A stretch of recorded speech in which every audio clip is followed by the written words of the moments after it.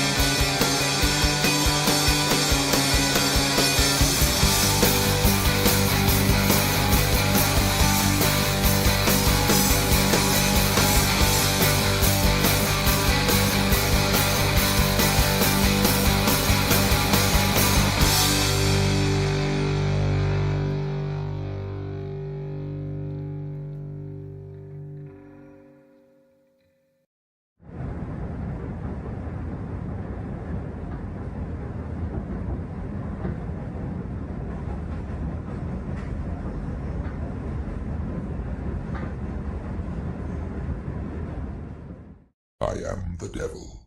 I am the Lord Satan from the netherworld, ruler of the damned and eternal king of hell.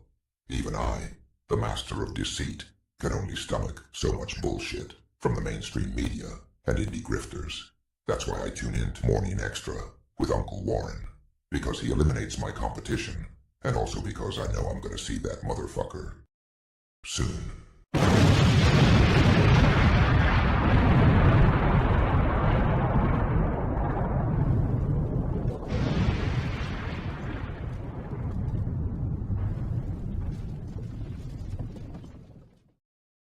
Deo,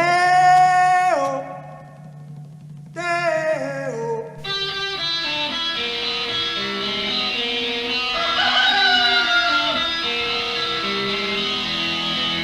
Baby's got a burger and a sugar and that shake is all go down. Baby's got a burger and a sugar and that shake is all go down. Corrosion to the thighs, erosion of her pride. Baby's got sugar, baby's got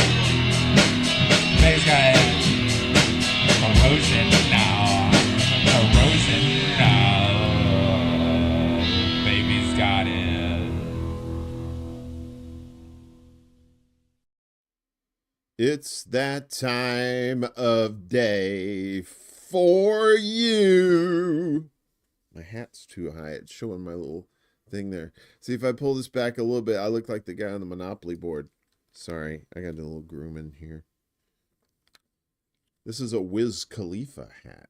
So, word to the mother. What's going on? Good morning, everybody. It is Wednesday, November 13th.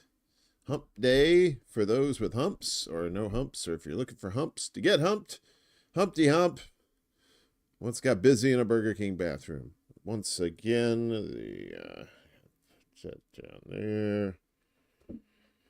The OCD never ends. Good morning. Yes, we have a lot of people here this morning. Good morning. We have our buddy Jamar Jabbar. He's over on the Facebooks. What's up, Jamar? Good to see you, my friend. And over here on the YouTubes, we got Willie Bragg. What's up? My Firehouse roasted turkey and stuffing sub is delicious. Nobody likes a bragger, Willie, but enjoy nonetheless there, pal. Global Solidarity is here. Antoine Dixon, your mouth. You silly, silly fool. Good to see you. Desert Manta is here. Newsflash, the AP has called the presidential race for Donald Trump. See more on Google. Yeah, I know. I hate that shit. You don't even have to say election anywhere in the body. Anything that's like election related, that blue thing comes up there. It's like, don't spread misinfo, you fuckers. That's our job. Chuck's here. Chuck's floating in space, having fun, enjoying life as we know it. Or maybe not. Probably not. It's one of those days, guys. It's Wednesday. I really enjoyed the Monday show. I think we got a lot of information out. Hopefully that helps some folks. And like I said, I'm gonna get some of my veteran buddies on at some point, and we're gonna do like maybe like an evening show where we can talk about like veterans stuff. So, if you know veterans, then and you're interested in that kind of stuff, we can hang out. Did you get my email, you caveman? No, I don't do email. On odd days. Today's the 13th. Maybe tomorrow or yesterday, sure. I don't know what that means. I don't know what anything means anymore. It's all just one big hazy fog. So, what is going on today? Well, first, of course, we want to shout out our buddy Chanda, who's dealing with lung cancer, getting treatments as we speak, and can use some help with it because, that ain't cheap. So if you want to help her out, her GoFundMe link is in the description below. If you can't float her any cash, just maybe share out the link too. That'll kind of help too. So I'm sure she appreciate it. We appreciate it too. So Uh, so yeah, I have a Discord. I just don't mess with it that much because it's too much. There's too much science there. I mean, I understand what it's good for. I just don't know how to do it the proper way, right? I don't know all the ins and outs of it. So, uh, anyway, okay, so we got to get to the things. Of course, usually it's always starting with Israel or Lebanon or Hezbollah. So, here it is. Oh, it's your mom's birthday tomorrow? Oh, your mom turns 80 tomorrow. That's Willie's mom. Good, hey, congratulations, Willie. We'll tell your mom we said happy birthday, too. Lebanon hit by over 100 Israeli airstrikes in 24 hours. Seems just like, I thought this was like the same story as it was the other day. But no, it's a different 24 hours. Lebanon's Government Emergency Committee announced yesterday that at least 106 airstrikes were launched against the country by the Israeli military within 24 hours. The announcement came hours after Israel unleashed a dozen airstrikes on residential neighborhoods in Beirut's southern suburbs. Tuesday morning, the Israeli army issued forced evacuation orders for residents of the south Beirut neighborhoods of Al-Hadath, Haret Harik, Al-Gobari, and Laylaki, claiming it planned to strike Hezbollah targets, in quotes. Dozens of other airstrikes hit Lebanon's different regions throughout the rest of the day, including the southern cities of Nabatea and Tyre, Sour, the Bekaa Valley in the east, and villages across the north. Yesterday morning, the health ministry announced that at least 17 people were killed and 21 injured in Israeli airstrikes on the towns of Balkhmeh, June, Rumen, and Al-Mali.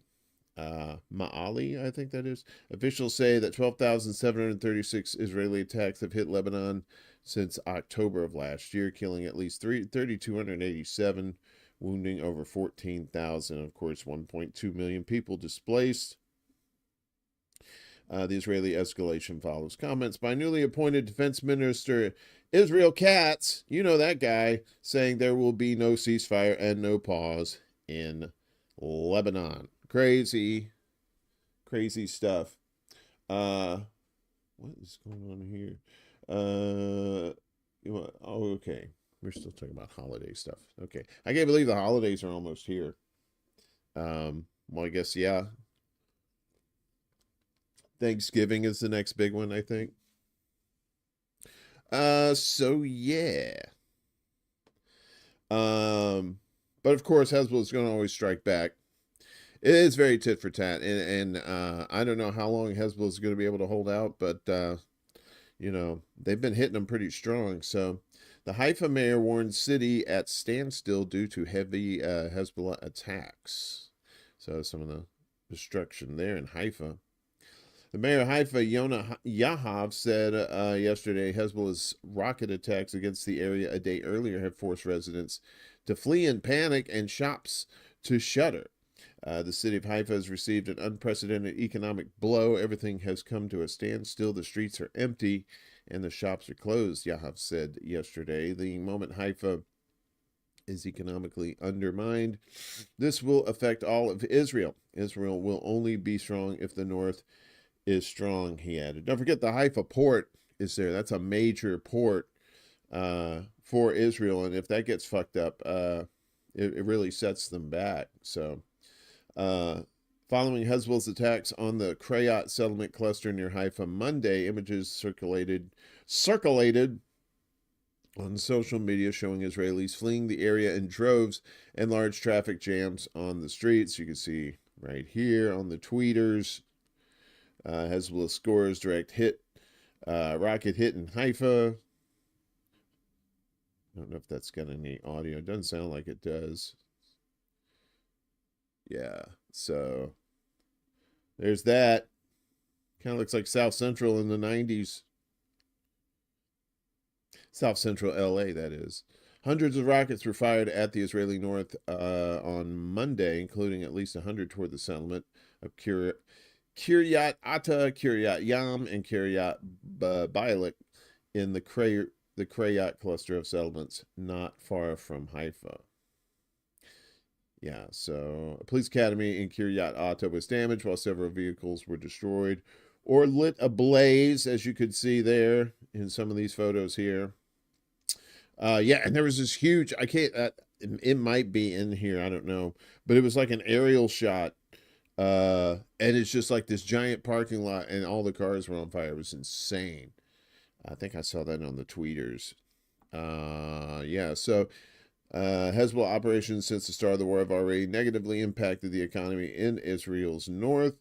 The Haifa district has come under intensive bombardment by Hezbollah on a near daily basis since Israel expanded its assault on Lebanon in September. Businesses in Haifa have begun to suffer, right? The businesses there, and like I said, you got the port there too. That's a very important. Recent days have seen the Lebanese resistance drones reach as far as the Tel Aviv suburbs.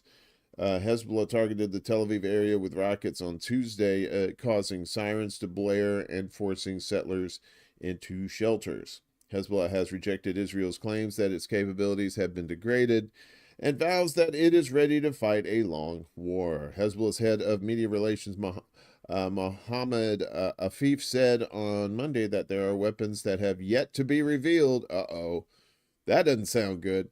We have more, he warned, adding that the use of new weapons will be decided by the resistance leadership under appropriate management.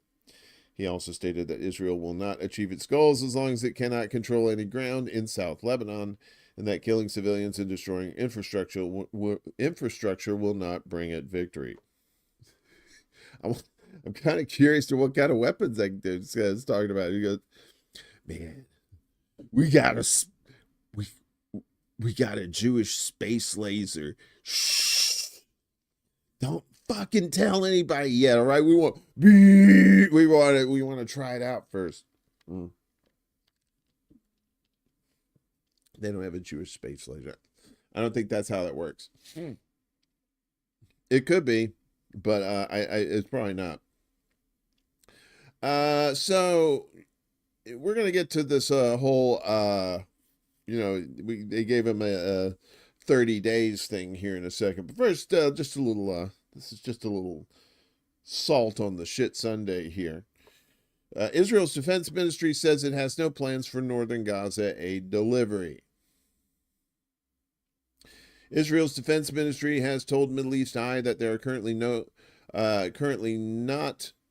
planning processes in place to send aid into northern Gaza. The admission comes as Israeli forces face growing condemnation before a weeks-long siege in the Palestinian enclave. Hundreds of people have been killed and hundreds of thousands denied access to food, water, and medical supplies. In a statement to Middle East Eye, a spokesperson for the defense ministry appeared to blame an absence of political leadership for the seeming lack of planning over aid deliveries. The spokesperson said, as no directives have been received from the political leadership on this matter, there are currently no planning processes, tender procedures, or any engagements underway. The defense establishment continues and will continue to operate solely in accordance with the government's directives and in compliance with international law. The statement was sent to Middle East Eye in response to questions about a proposal by U.S. logistics firms to establish an aid distribution hub and a, quote, gated community in Beit Hanun in northern Gaza. Moti Kahana, the head of the global delivery company, last week told MEE, that's Middle East Eye, that his war zone Uber proposal was backed by defense and military officials, but had not been approved by fuckface Benjamin Netanyahu, despite being discussed in a cabinet meeting last month. Kahana accused Netanyahu of playing politics and said it was unclear what direction the government would now take following the dismissal of Defense Minister Yoav Gallant and the election of Donald Trump as U.S. president. On Sunday, at least 36 people, including 15 children, were killed in Israeli strikes on 2 houses in northern Gaza. Israeli forces have been widely accused of rights groups and aid organizations of implementing a campaign of ethnic cleansing dubbed the General's Plan. We've told you about that. After the North's remaining population of about 400,000 people were ordered last month to evacuate southern Gaza.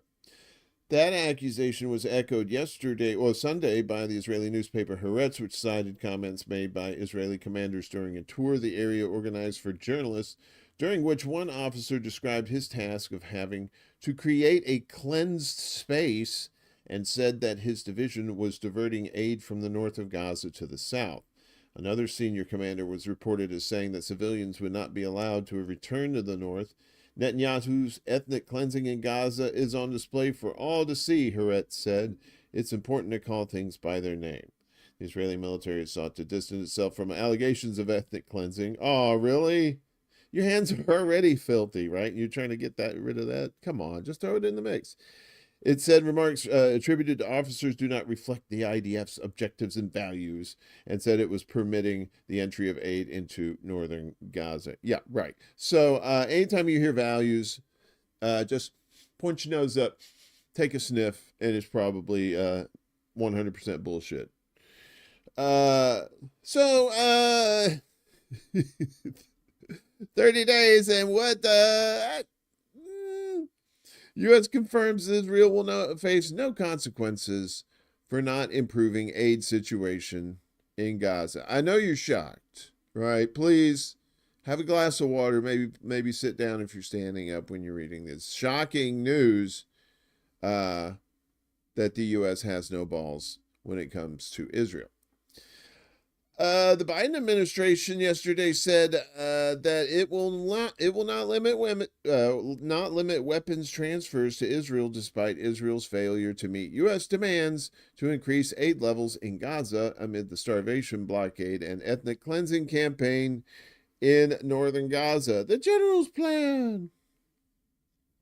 The administration sent a letter to Israel. Oh, a letter.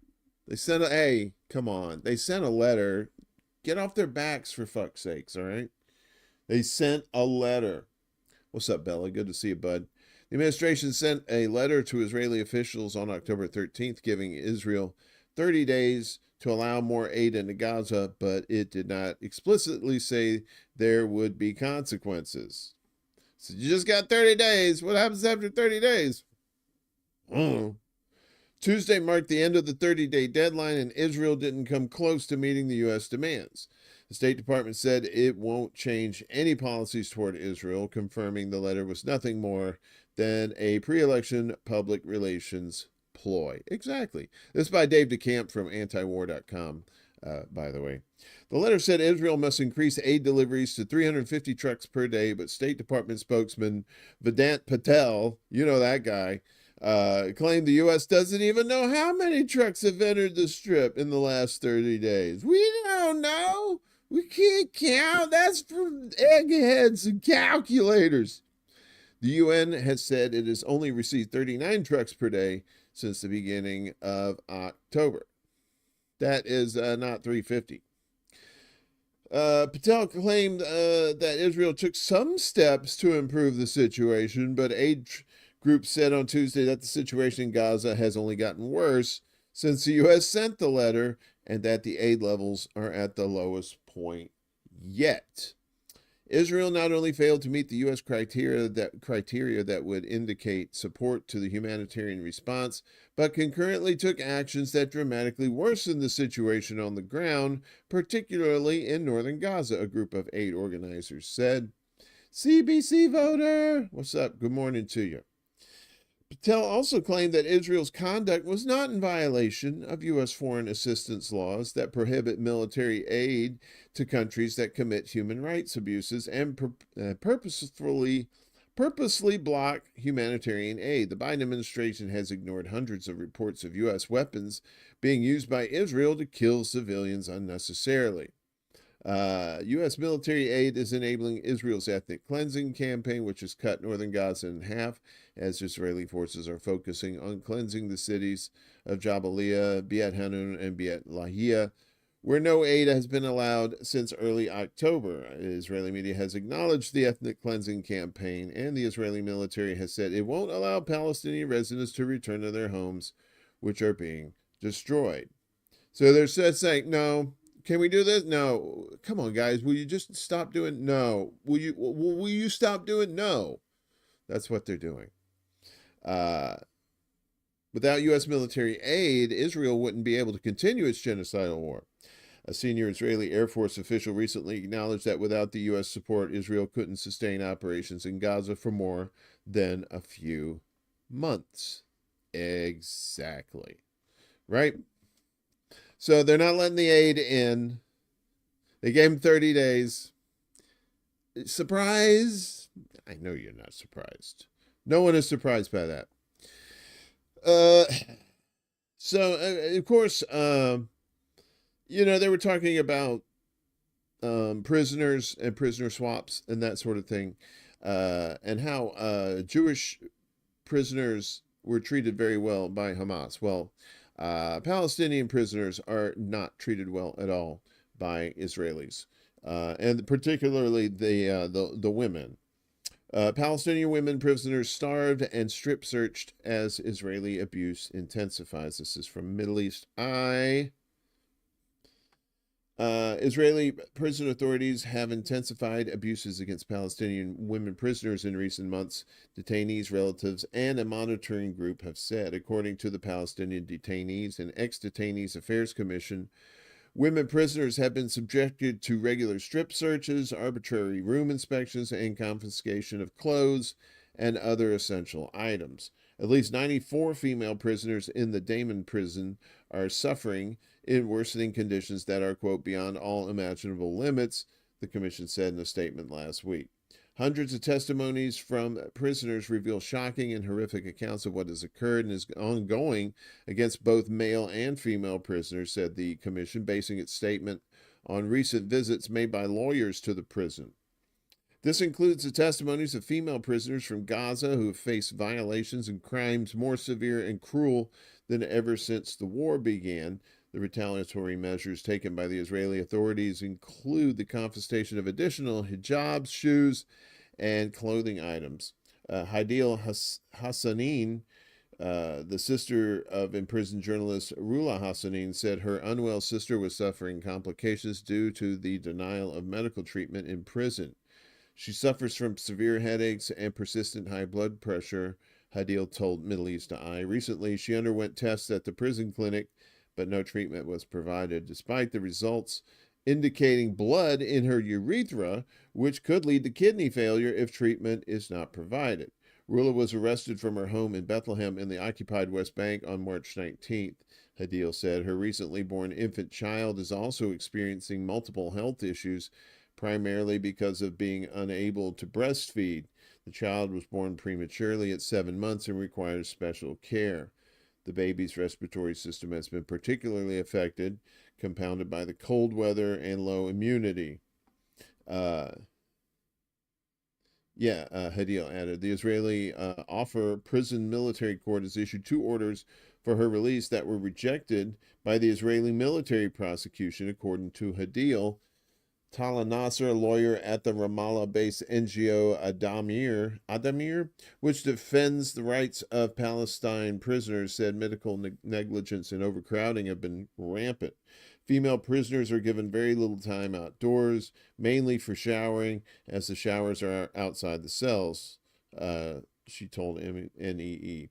Additionally, the Israeli Prison Administration deliberately withholds cleaning supplies in Daman prison, which has led to an increase in skin infections due to overcrowding. Most prisoners are forced to sleep on the floor. Among the most prominent violations faced by female prisoners is strip searches. Under the guise of security procedures, female prisoners are forced to remove all clothing, including underwear, while also enduring verbal abuse and ill treatment. The family of Zara Kodroj from Calcalia,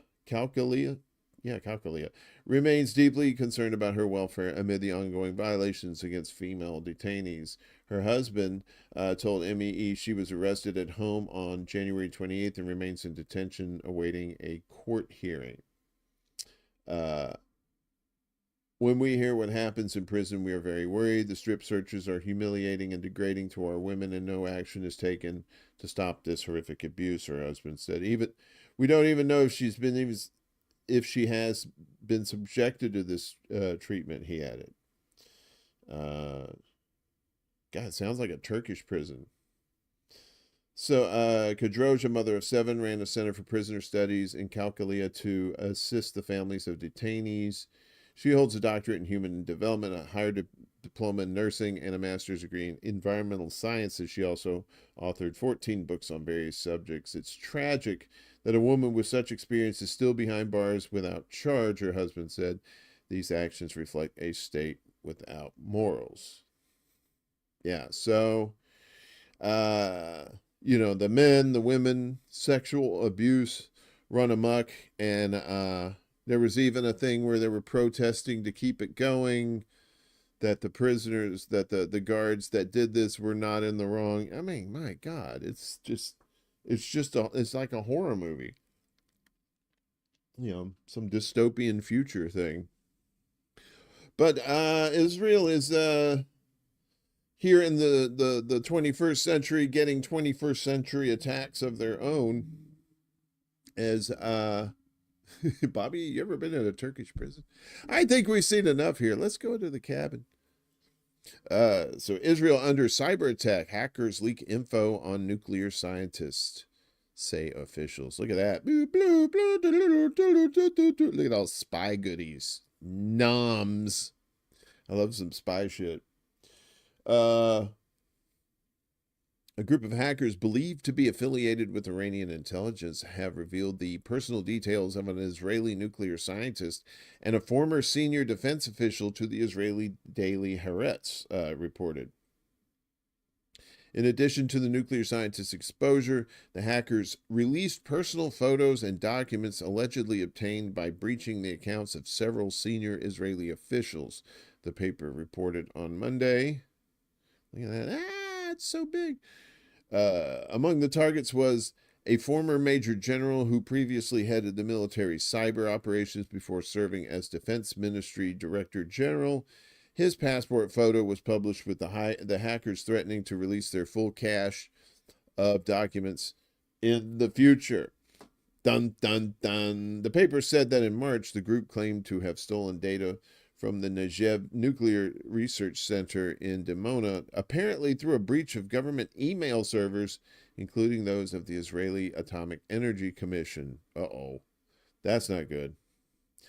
Last week, the hackers released approximately 30 images allegedly from the Sorek Nuclear Research Center. However, Haaretz said, careful analysis reveals that these photos were not actually taken at either Sorek or Dimona. Rather, it appeared to have been obtained from the nuclear scientist's cell phone or email account.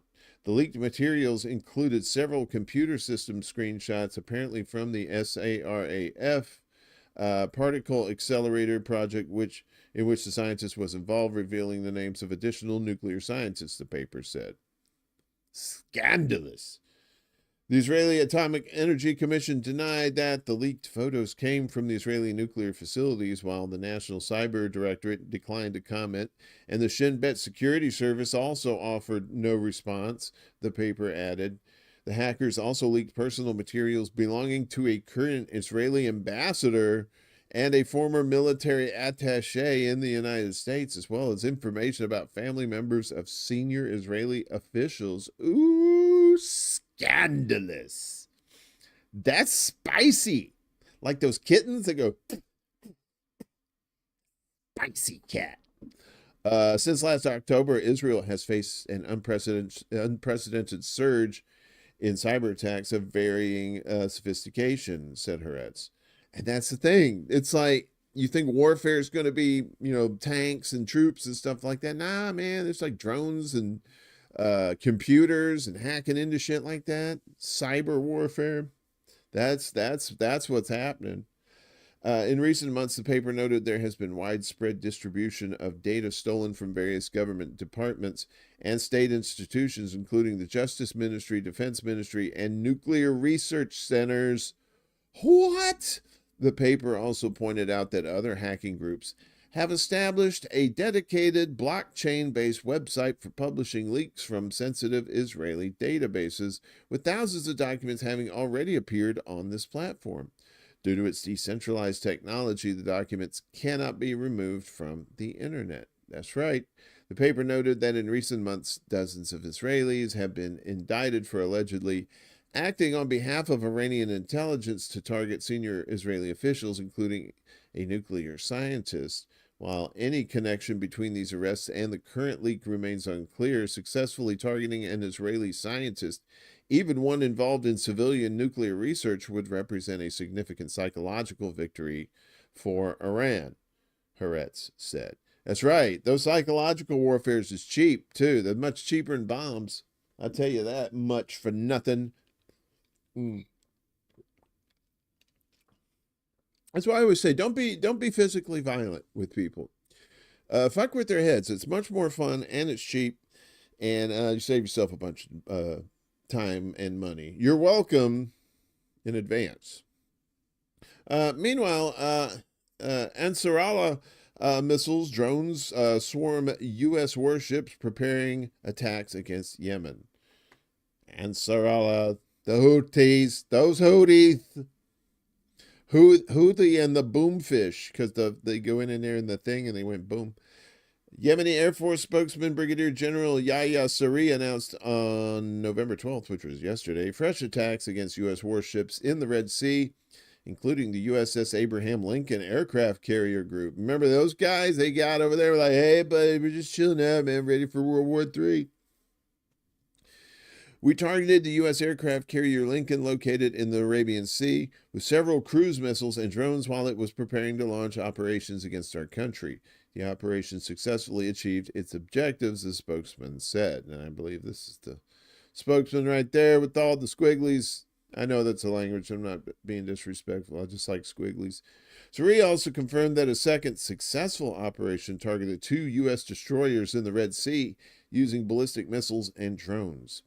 The U.S. and British enemies are responsible for militarizing the Red Sea and its consequences on maritime security, the Yemeni official added, stressing that the naval operations lasted 8 hours. Washington deployed the USS Lincoln carrier group to the Red Sea in August, replacing the USS Roosevelt, which in turn had replaced the USS Eisenhower months earlier. The statement from Sana'a highlights that U.S. and U.K. attacks against Yemen in defense of the Israeli enemy, yes, will push the Ansarullah allied armed forces to use their legitimate right to defend, confront, and strike all hostile threats in the Red and Arabian Seas and any other region that Yemeni weapons can reach. That's right. They just don't get close. We're going to hit you. Saree added that Yemeni operations will not stop unless the aggression on Gaza stops, the siege on it is lifted, and the aggression on Lebanon stops. Tuesday's operations reportedly thwarted a large-scale aggression that was being prepared by the Western allies against Yemen, according to a senior Yemeni source who spoke with Al Mayadeen.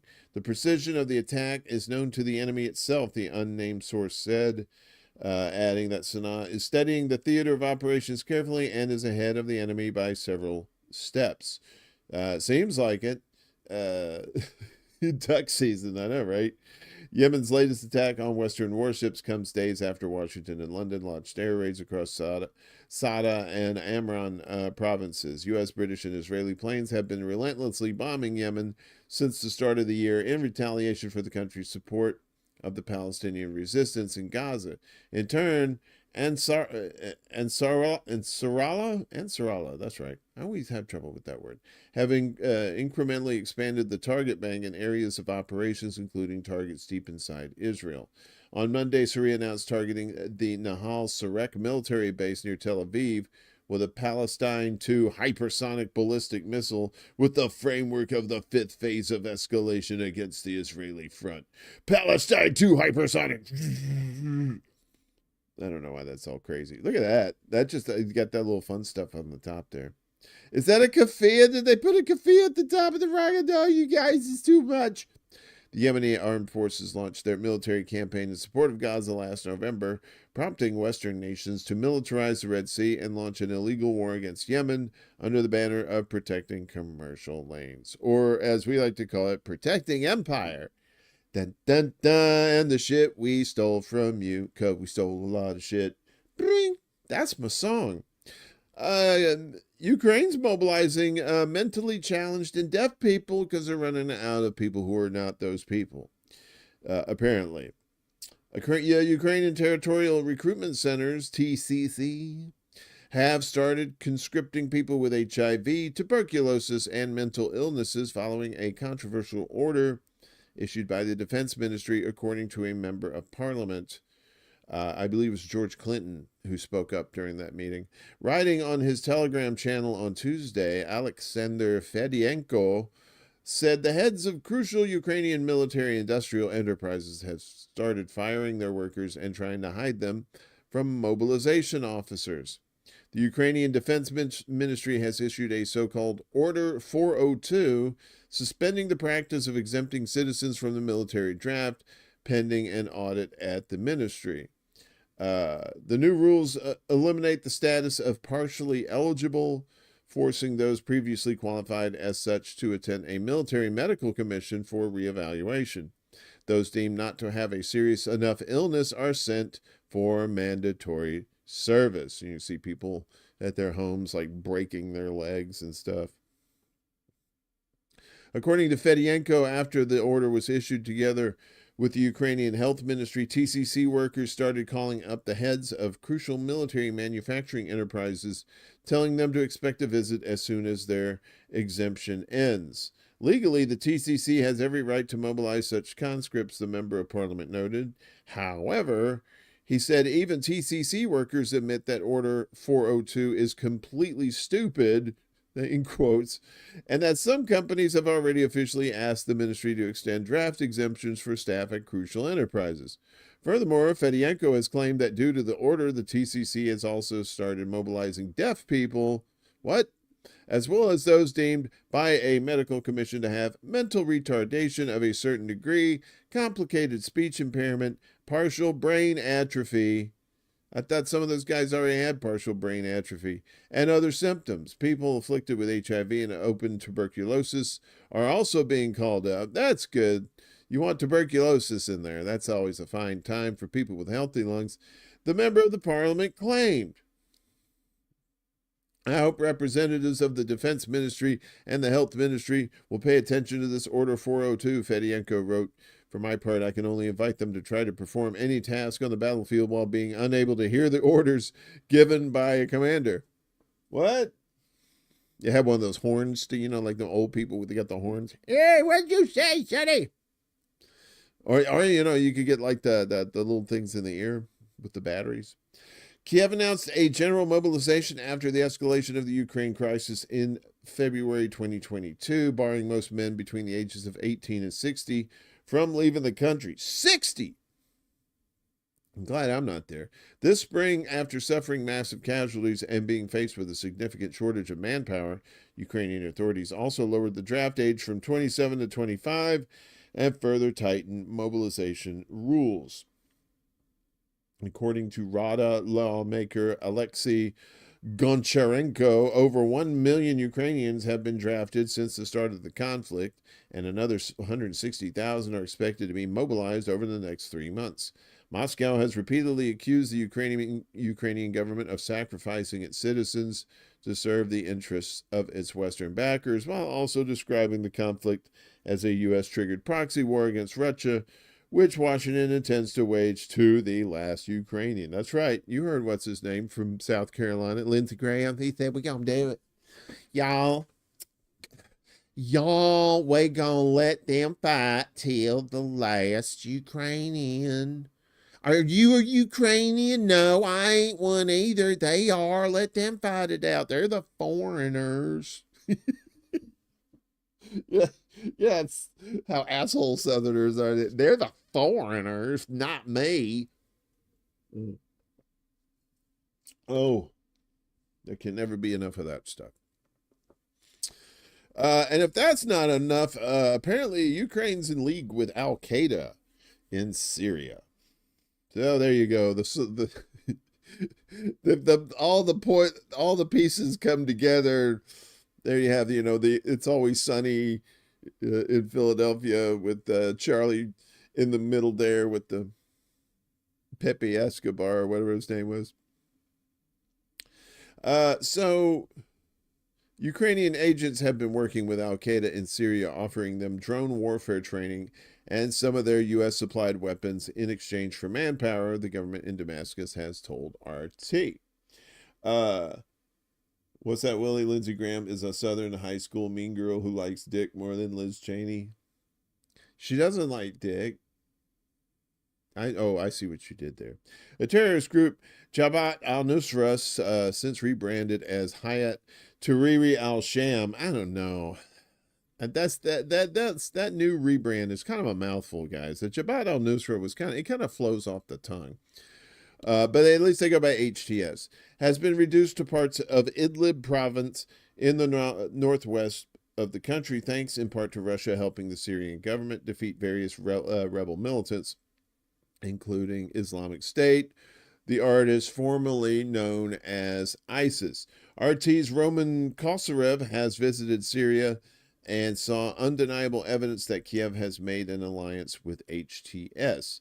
We have real confirmation of the Ukrainian instructor's presence in Syria, a Russian soldier identified only by the call sign Gilza told RT. He said Kiev's operatives have been teaching HTS militants how to fly suicide drones, as well as supplying them with such weapons. Video footage filmed on a ship showed a U.S.-made Switchblade 600 drone being delivered to the Syrian militants in crates labeled as humanitarian aid. How slick.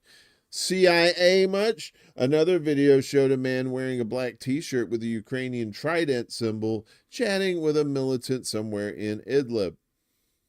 Mohammed Hamra, a former government official who had to free Idlib, has his own sources about what's going on in the province. He told RT that around 250 Ukrainian instructors have been training HTS militants to kill Syrians and Russians.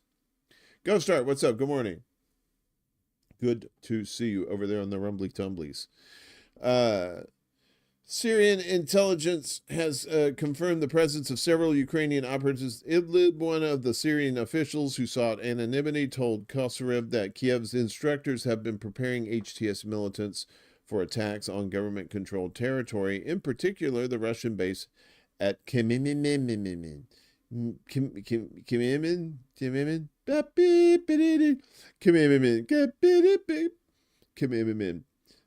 Kiev has delivered drones and even drug stimulants to keep militants alert.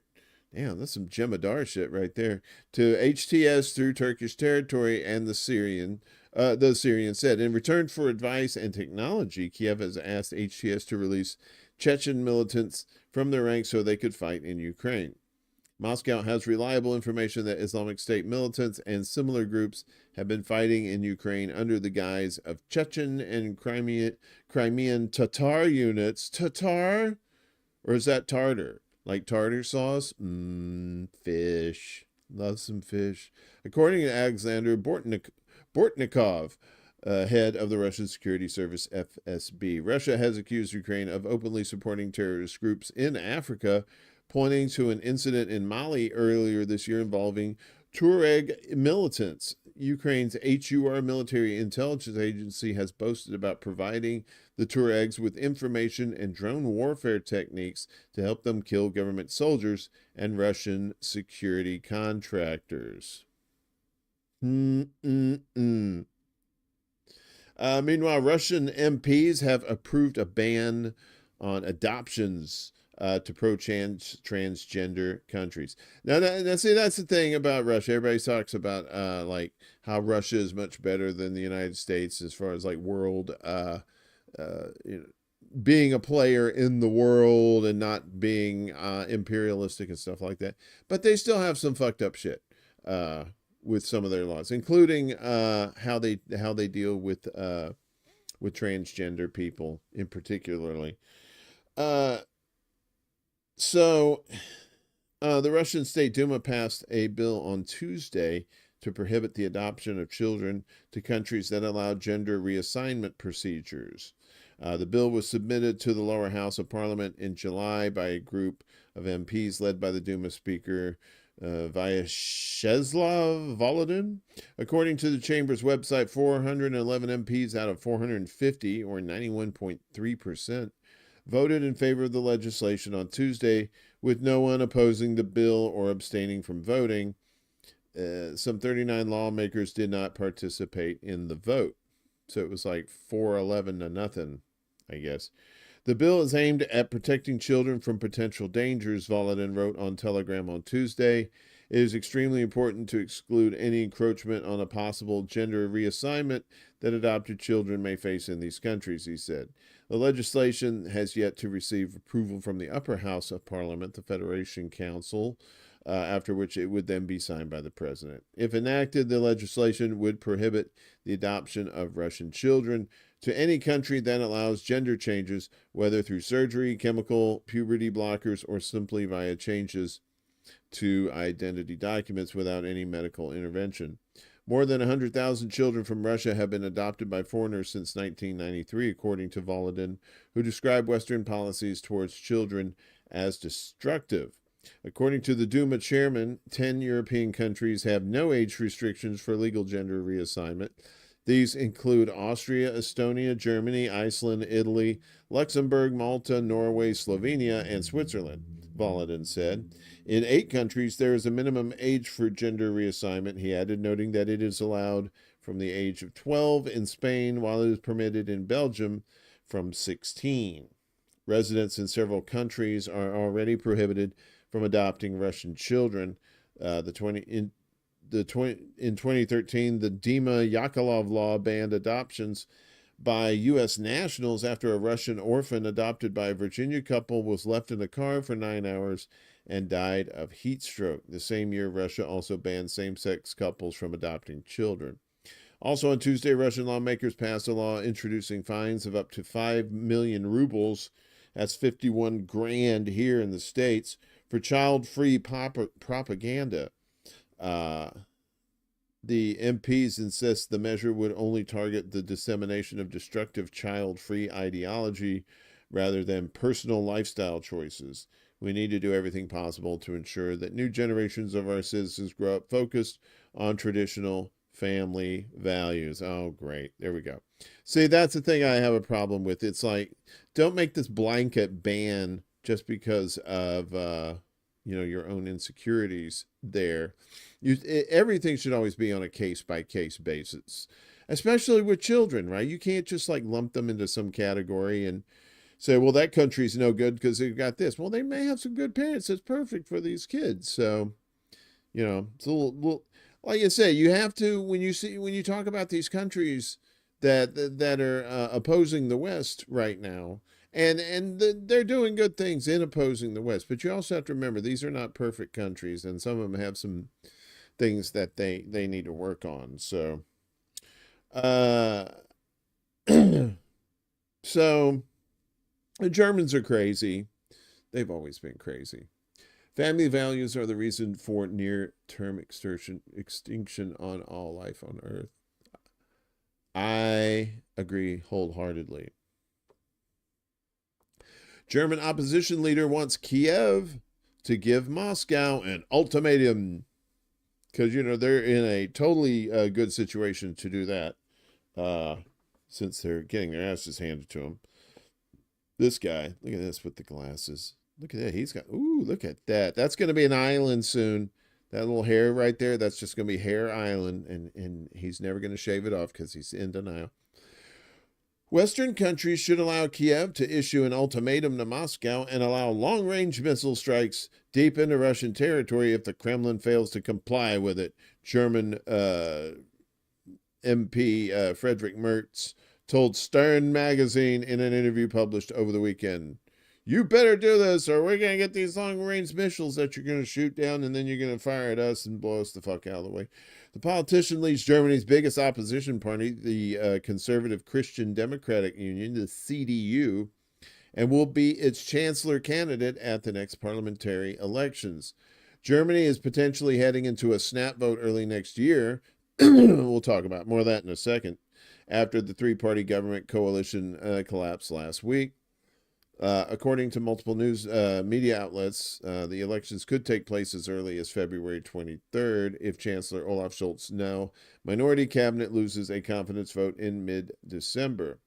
Asked by Stern whether he would supply Kiev with Taurus missiles if he gets to lead Germany's next government, Merz said that Germany must do everything to ensure Ukraine can successfully fight against Russia, except for entering the conflict itself. Here, just take these long-range missiles. They just fell off a truck. Oh, I don't know where they came from. Here you go. Boom, boom, boom, boom.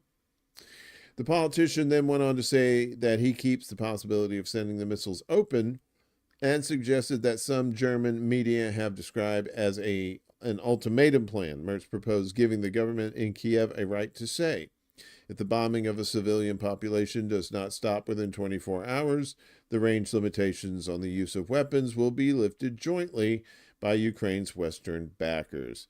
If that is not enough, Taurus will be delivered a week later, the politician added. Kiev has long urged Berlin to provide it with long-range Taurus cruise missiles. The German-made weapons have a range of about 500 kilometers, about 300 miles. The Ukrainian government is also seeking permission from its backers to strike deep inside Russian territory. I've been wanting to strike deep inside Russian territory, baby. You know what I mean? Tatiana. I'm kidding. I don't even know anybody named Tatiana. Using Western-supplied weapons, a request that has so far not been granted. Moscow has repeatedly warned that the West's ever-increasing involvement in the conflict risks a direct clash between Russia and NATO. Previously, President Vladimir Putin ordered changes to the nation's nuclear doctrine to allow the deployment of nuclear weapons if Kiev were to use Western-supplied conventional long-range missiles to strike Russian territory. Scholz has been reluctant to satisfy Kiev's demands for Taurus missiles, pointing to a potential escalation. Yes, that's what happens. Last month, he said that he did not deem this the right supply when asked whether his proposal amounts to precisely the kind of escalation that many Germans fear. Merz responded by saying that Ukraine's Vladimir Zelensky had previously told him that Berlin was not doing enough now. Well, yeah, he's a cokehead. Nobody does enough for you when you're high on coke. Next year, we will have to ask ourselves, do we really want to give up on Ukraine? The politician added. Germany is the second biggest donor of military aid to Ukraine, totaling over 10 billion euros. That's about 11.19 billion here in the States between January 2022 and June of this year, according to the Kiel Institute for the World Economy. Former Russian President Dmitry Medvedev commented on Merz's statements on Tuesday, saying that the MP was basically inviting war to their territory. Exactly. That's exactly what they're doing. Germany's like, yeah, I will give you the long-range weapons. Oh, no, why are these weapons coming at us? Hey, we got Denver Attaway over on the Rockfin. What's up, man? Good to see you. And Jacqueline. Miss Jacqueline, good morning to you. Good to see you. Yes, those Germans are nuts. Those far-right Germans, forget it. And like we said, Germany is set for snap elections in February. So we'll give you the little story here.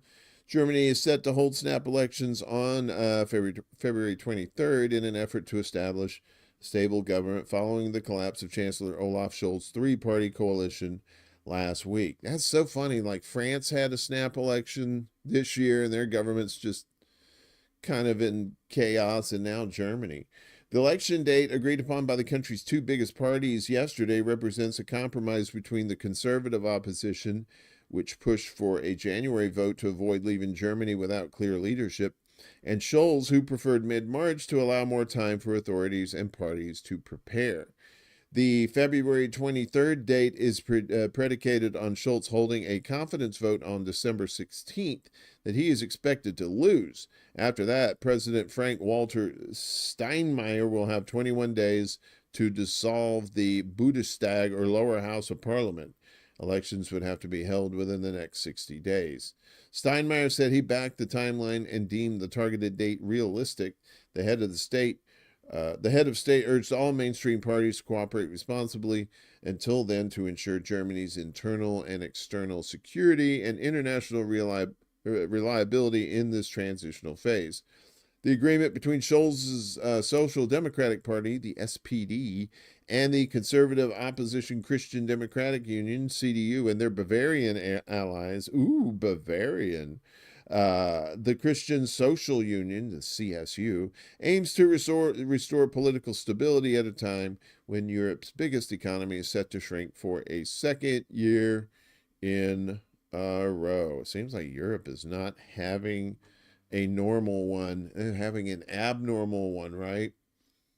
On deadline day, Israel dropped food at a school to feign compliance with U.S. in agreement. They immediately bombed them, killing many and destroying all the aid. That's right, Ghost Start. You're absolutely right. It's all bait and switch kind of shit, you know? So France, now Germany, the West is really not on good ground, right? And it seems like, I'm not trying to be a cheerleader for Russia and all these other places, but instead of doing imperialism and trying to work with these other countries, I mean, it's a better look than what you're seeing in the West with all this corruption and shit that's going on here, and the people complaining like mad. So I know this news that I bring you each Monday, Wednesday, Friday here on the various channels. Some of it is shocking, and you just can't believe it. It's got to be fake news. And I know you'll probably say the same thing about this. With Western states oppose a UN motion condemning Nazism. So that, yeah. Max RJ, what's up? King Tide's coming in the next couple of days. Watch out. Oh, the King Tide. That means Aquaman's coming. Woohoo! Love some Aquaman. So yeah, shocking that Western states oppose UN motion condemning Nazism. A total of 54 countries, mostly Western states, have rejected a Russia-initiated resolution condemning Nazism in a vote at the UN on Monday. The U.S., Canada, Germany. What? Germany not condemning Nazism? Come on, guys. You still owe us. France, Australia, Austria, Greece, Italy, Poland, Finland, the Czech Republic, because cash and credit is not allowed, and Ukraine were among the nations that rejected the motion. However, their opposition did not prevent the Third Committee of the General Assembly from accepting the resolution titled, these long-ass titles, Combating the Glorification of Nazism, Neo-Nazism, and Other Practices that Contribute to Fueling Contemporary Forms of Racism, Racial Discrimination, Xenophobia, and Related Intolerance, or the document was supported by 116 countries, including Azerbaijan, Algeria, Armenia, Belarus, will you do the fandango? Bolivia, Brazil, China, Cuba, Serbia, and Syria. Another 11 UN members abstained. The victory over Nazism, achieved in the Second World War between 1939 and 1949, cannot be revised. Grigory Lukiantsev, the head of the Russian Foreign Ministry's Department of Multilateral Cooperation on Human Rights, said before the vote. The adoption of this resolution is our duty before those who gave their lives for the sake of peace on earth, for the triumph of humanity and humanism. Any other stance would be nothing but cynicism and heresy towards those who liberated the world from the horrors of National Socialism. Lukiantsev insisted. I'm just going to call him Luke from now on. And he ain't wrong. I mean, there's more Russians died fighting the Nazis than anybody. Russia has put forward the resolution annually since 2005. Last year, it was backed by 112 states, with 50 voting against and 14 others abstaining. Why would you abstain? Are you not sure about Nazism? Come on, guys. The co-authors of its current draft included Algeria, Venezuela, China, North Korea, Pakistan, Cuba, South Africa, and dozens of other countries. The 74-paragraph document rejects the glorification and propaganda of Nazism, welcomes efforts to preserve historical truth, calls for measures against the denial of crimes against humanity, and to prevent the rewriting of history when it comes to the Second World War. What kind of trash document is that bullshit? What the fuck? The resolution also strongly condemns the use in educational settings of educational material and rhetoric that promulgate racism, discrimination, hatred, and violence on the basis of ethnic origin, nationality, religion, or belief. Wow. But Nazism, we're like, it's all right. It's fun. Meanwhile, in England, if you like English people, and I know you do, sorry, I gotta have some more coffee.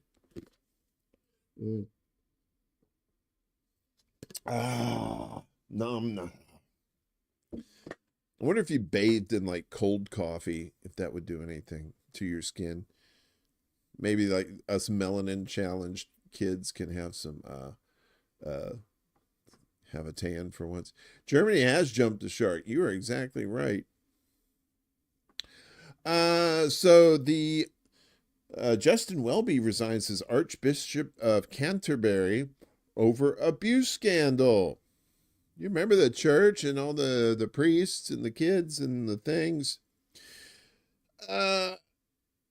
Archbishop of Canterbury, Justin Welby, the most senior cleric in the Church of England, has announced his resignation, saying he has failed to ensure a proper investigation into allegations of physical and sexual abuse by a volunteer at Christian summer camps decades ago. In his resignation letter on Tuesday, Welby said he must take personal and institutional responsibility for a lack of action on the heinous abuses. The last few days have renewed my long-felt and profound sense of shame at the historic safeguarding failures of the Church of England, Welby said. I hope this decision makes clear how seriously the Church of England understands the need for change, yeah, right, and our profound commitment to creating a safer church. As I step down, I do so in sorrow with all victims and survivors of abuse, he said. Unbelievable. Welby, 68, resigned 5 days after the independent Macon report singled him out for criticism over his handling of abuse allegations dating back to the 1970s. Look at these two assholes looking for endocrine. The report found that John Smith, a British lawyer, had subjected more than 100 boys and young men to brutal and horrific abuse over a 40-year period. Smith beat some victims with up to 800 strokes of a cane and supplied nappies to absorb the bleeding. Nappies? I guess that's like napkins, I guess.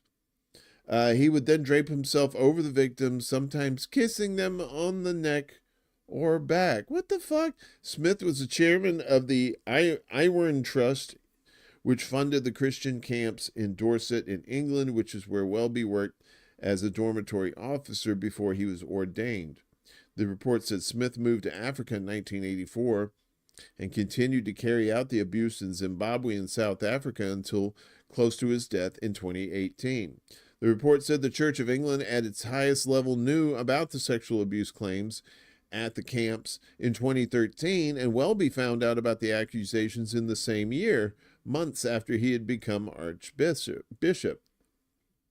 Welby apologized for failures and omissions, but said he had no idea or suspicion of the allegations before 2013. Bullshit. Bullshit. The report concluded this was unlikely, accusing him of failing in his personal and moral responsibility to ensure a proper investigation. It added that if the claims had been reported to the police in 2013, there could have been a full investigation and Smith might have faced charges before he died. Church procedures for the appointment of a new Archbishop of Canterbury require a body of clerics and a chairperson nominated by the British Prime Minister to put two names forward to him. Bishop of Norwich Graham Usher and Bishop of Chelmsford Gooley Francis de Quani. That's a hell of a name. Have been tipped to succeed Welby and become the 106th Archbishop of Canterbury. Good. Fuck him. Piece of shit. I didn't know. It's like, bitch, you did know. You fucking knew. So, all this unrest around the world, everything is going to shit in a handbasket. And the same as for what's going on in Africa too. So Mozambique opposition calls for crippling protests over poll results. So even with the elections and stuff, of course, there's always some fuckery to be had.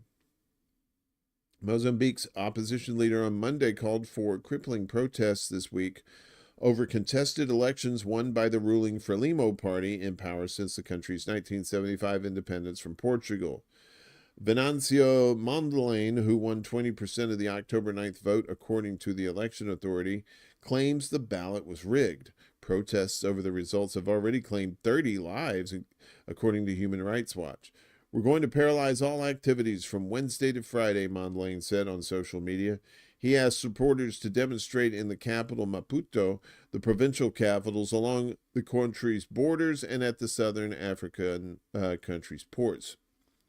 He urged truckers to stop bringing in goods from neighboring South Africa to Maputo port. Stop the truckers. President Felipe Nyusi is expected to step down at the end of a two-term limit in January and hand over to the Frelimo party's victorious candidate, Daniel Chapo. Popular among young voters, Mondlane, a 50-year-old former radio presenter, was until June part of the long-standing opposition party, Renamo. He then joined the Optimistic Party for the Development of Mozambique.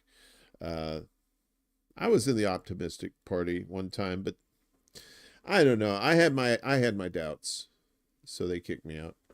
Kate, I am behind in your day. Well, if it's you're behind, it's got to be a great day. If it's wait, what? I'm 30. I'm, I when I had no, I can't say that joke because it's it's the punchline is I was running a little behind, but I can't tell you what the rest of the joke was. Sorry, secrets sometimes must remain secrets. So chaos is around us all over the place, and of course, where it's been for a long time is Haiti. So now Haiti could be completely isolated as gunfire closes main airport again. Those poor people in Haiti, I swear. Haiti's main international airport remains shut down for the second time this year after 3 United States commercial passenger planes were hit by suspected gang gunfire, leaving the conflict-torn state cut off from the travel industry. The U.S. Federal Aviation Administration, the FAA, said yesterday banned all U.S. airlines from operating in Haiti for 30 days, citing 2 incidents involving planes from Spirit Airlines and JetBlue Airlines. Spirit? Really? In Spirit, the one they had like chicken coops in the back and shit? American Airlines later confirmed one of its planes was impacted by a bullet. But that's not new to American Airlines. And people shooting at those planes all the time. It remains unclear how soon operations for any airline can resume at Port-au-Prince's Toussaint Louverture International Airport due to passenger security and aircraft insurance concerns. Haiti could find itself completely isolated, said Emilio Gonzalez, a former U.S. National Security Council director for Latin America and former director of Miami International Airport. I can't imagine any airline, passenger, or commercial will be willing to fly into a free fire zone, which is what Haiti has become for the foreseeable future, he told Al Jazeera. The Haitian government is going to have to convince the world that it's safe to land there. That's a huge lift. Right now, the airport, which is the busiest in Haiti, is officially closed until November 18th, according to Haiti's National Office of Civil Aviation. Well, yeah, Haiti's going through the shit right now, where they got Kenyan troops there trying to fight gang members. Crazy. I would not want to go to Haiti. I got some Haitian peoples, some pals, and they tell me stories about what's going on down there, and it's just makes your heart hurt, Meanwhile, other elections going on around the world, including in Japan, they re-elect their struggling leader Ishiba as prime minister. There he is right there. He's like, man, what am I going to eat for lunch? I don't know. That's what it looks like he's saying. Japan's parliament re-elected Prime Minister Shigeru Ishiba on Monday after his governing coalition suffered the worst election loss in more than a decade. Ishiba's ruling Liberal Democratic Party and its junior partner Komeito together lost their majority in the 465 seat lower house, the more powerful of Japan's two-house parliament, in the October 27th election due to continued voter outrage over financial misconduct by his party and its lukewarm response. A special parliamentary session convened Monday to pick a new leader in a vote required within 30 days of a general election. In the past, these votes did not attract as much attention because an LDP leader was virtually assured to be prime minister, kind of like when the Democrats were held the Senate for like 40 years.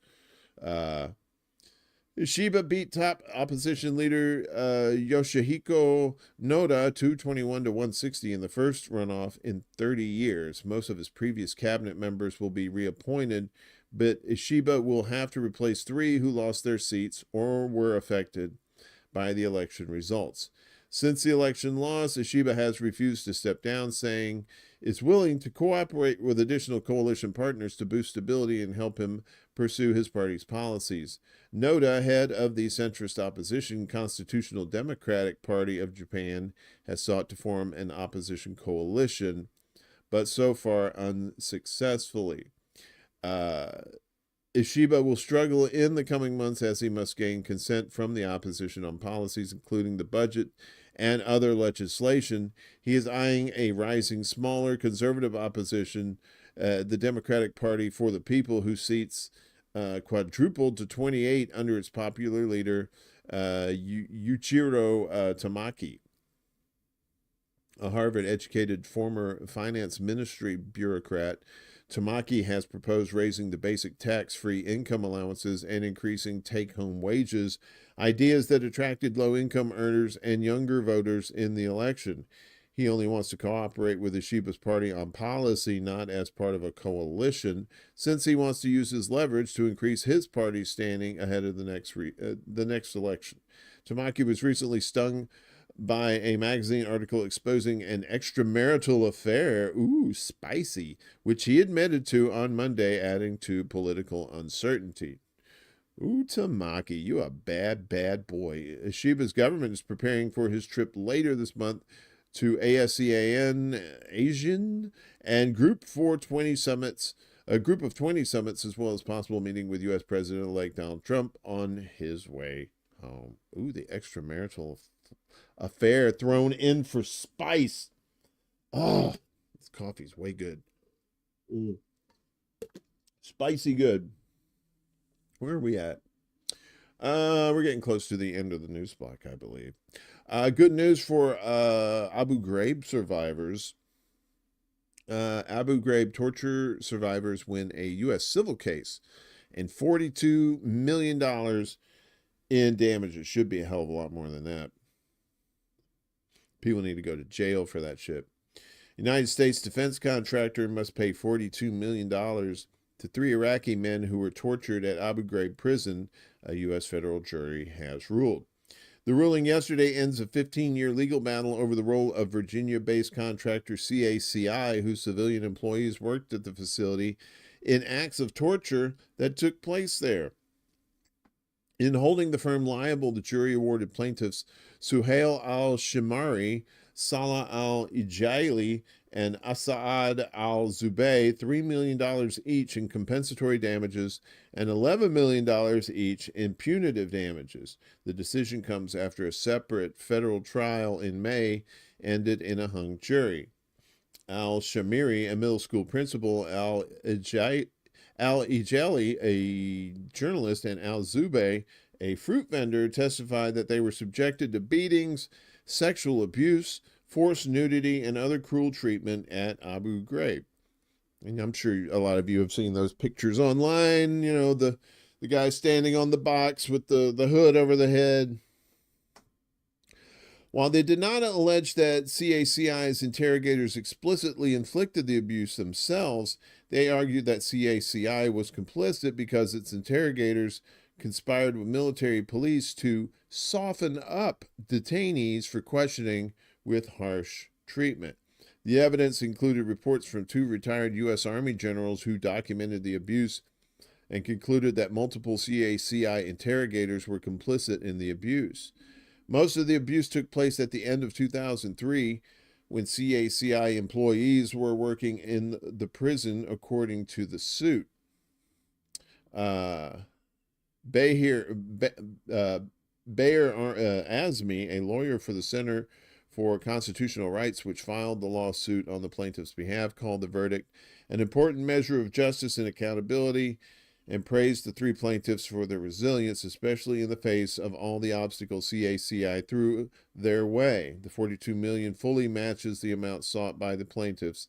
Azmi said, "Today is a big day for me and for justice," said Al-Jaili, who traveled to the U.S. to testify in person. "I've waited a long time for this day. This victory isn't only for the 3 plaintiffs in the case against a corporation. This victory is a shining light for everyone who's been oppressed and a strong warning to any company or contractor practicing different forms of torture and abuse." Jasper sitting over there on the Rumbles. What's up, Jasper? Good to see you. The lawsuit was first filed in 2008, but was delayed by 15 years of legal wrangling and multiple attempts by CACI to have the case dismissed. The trial and subsequent retrial were the first time a U.S. jury heard claims brought by Abu Ghraib survivors in the 20 years since photos of detainee mistreatment, accompanied by smiling U.S. soldiers inflicting the abuse, shocked the world during the U.S. occupation of Iraq. And so you think a lot of people think all this heinous shit started recently. No, you got to go way back. None of the 3 plaintiffs were in any of the notorious photos shown in news reports around the world, but they described treatment very similar to what was depicted. To date, the U.S. government has not compensated any victims of torture and abuse from Abu Ghraib, according to Human Rights Watch. That's right, because George Bush did it, and he gave Big Mike some candy, and now they're all sweet, right? Al-Shamari described sexual assaults and beatings during his 2 months at the prison. He also said he was electrically shocked and dragged around the prison by a rope tied around his neck. Al-Jaili said he was subjected to stress positions that caused him to vomit black liquid. Holy shit. He was also deprived of sleep, forced to wear women's underwear, and threatened with dogs. All right, the women's underwear, I don't think that I would consider that torture. I guess for him maybe, but I call that Saturday night. But the other shit's really fucked up. CACI had argued it wasn't complicit in the detainees' abuse. It said its employees had minimal interaction with the 3 plaintiffs in the case, and CACI questioned parts of the plaintiffs' stories, saying that military records contradict some of their claims. Doctored military records. CACI argued that any liability for their mistreatment belonged to the U.S. government. Well, them too. Everybody deserves to go to jail. It brought up a legal principle known as the borrowed servants doctrine to contend it shouldn't be liable for any misdeeds by its employees if they were under the control and direction of the U.S. Army. But them's your peoples. They're still your peoples, stupid. Lawyers for the plaintiffs argued that the CACI was responsible for its own employees' misdeeds. They said provisions in CACI's contract with the U.S. Army, as well as the Army Field Manual, make clear that CACI is responsible for overseeing its own workers. Welcoming the verdict, attorney Catherine Gallagher of the Center for Constitutional Rights said, "Private military and security contractors are put on notice that they can and will be held accountable when they breach the most fundamental international law protections like the prohibition against torture." Yeah, but will they? I mean, as long as somebody's got cash to pay the fine, that's all it is a fine. It's a fine. And they're still going to be allowed to do that shit. Let's see some arrests. I want to see some jewelry around the wrists. You know what I mean? Wait, what? Yeah, exactly, Jack. The Bush and Blair deserve to be fined and or imprisoned for war crimes and crimes against humanity. No, he gave candy to Big Mike. Everything's good. Come on, don't rock the boat, lady. Uh, so people exposing what the Pentagon's doing are going to jail. Pentagon leaker Jack Teixeira sentenced to 15 years in prison. Jack Teixeira, a member of the Massachusetts National Guard, has been jailed for 15 years for leaking classified documents about the war in Ukraine and other military secrets. A federal judge in Boston yesterday sentenced the 22-year-old after he pleaded guilty earlier this year to 6 counts of willful retention and transmission of national defense information under the Espionage Act. Prosecutors had argued for a 17-year sentence for Teixeira, saying he perpetrated one of the most significant and consequential violations of the Espionage Act in American history. The defendant took an oath to defend the U.S. and to protect its secrets that are vital to U.S. national security, imperialism, and the physical safety of Americans serving overseas, prosecutors wrote. Teixeira violated his oath almost every day for over a year. Teixeira from North Dayton, Massachusetts, was part of the 102nd Intelligence Wing at Otis Air National Guard Base located on Cape Cod. He worked as a cyber transport system specialist, essentially an information technology specialist responsible for military communication networks.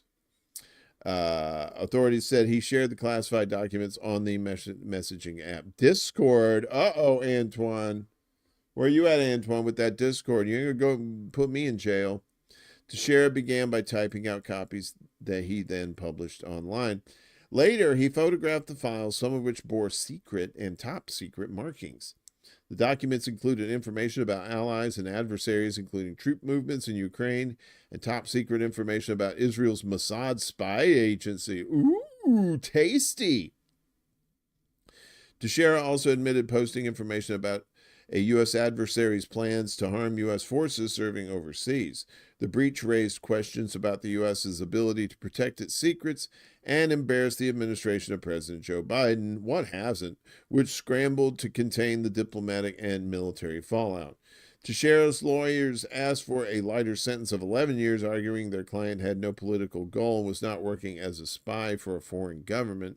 In their sentencing document, they acknowledged their client had made a terrible decision, which he repeated over 14 months. Instead, his intent was to educate his friends about world events to make certain they were not misled by information, the lawyers wrote. To Jack, the Ukraine war was his generation's World War II or Iraq, and he needed someone to share the experience with. They noted that Teixeira had never been convicted of a crime before, but prosecutors countered that Teixeira did not suffer from any intellectual disability that would prevent him from knowing right from wrong, adding that his post-arrest diagnosis of mild high-functioning autism was of questionable relevance to the case. Teixeira apologized to the court for his actions before he was sentenced by the U.S. District Judge Indira Talwani. He said, I want to say I'm sorry for all the harm I brought and caused. I understand all the responsibility and consequences fall on my shoulders alone. Yada, yada, yada. He cannot be charged with any further Espionage Act violations under the terms of his guilty plea. Crazy, right?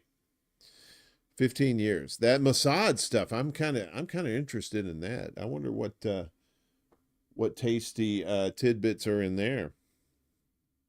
So, growing up,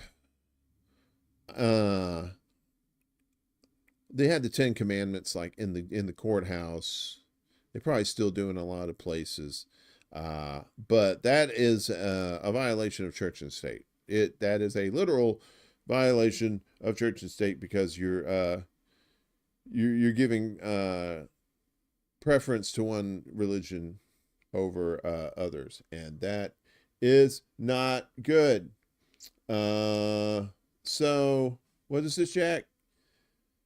Do you have time off for good behavior in the U.S.? Over here in the U.K., say someone gets sentenced to 5 years if they behave during the first 2.5 years. They get let out of pro. Yeah, we have. Yeah, it depends on the crime.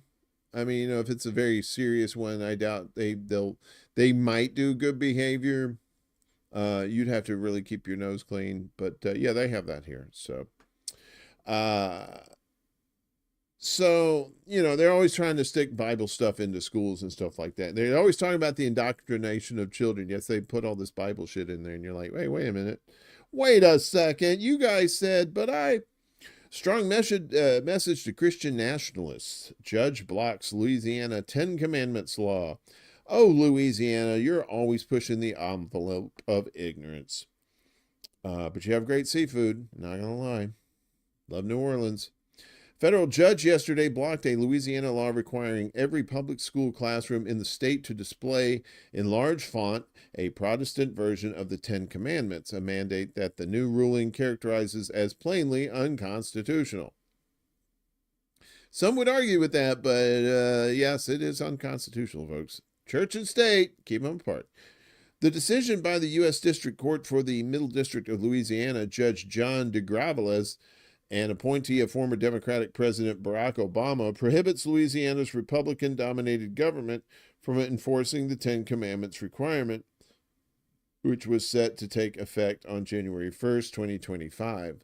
The judge wrote that the law, which President-elect Donald Trump endorsed earlier this year shortly before Louisiana Governor Jeff Landry signed it, is unconstitutional on its face and in all applications.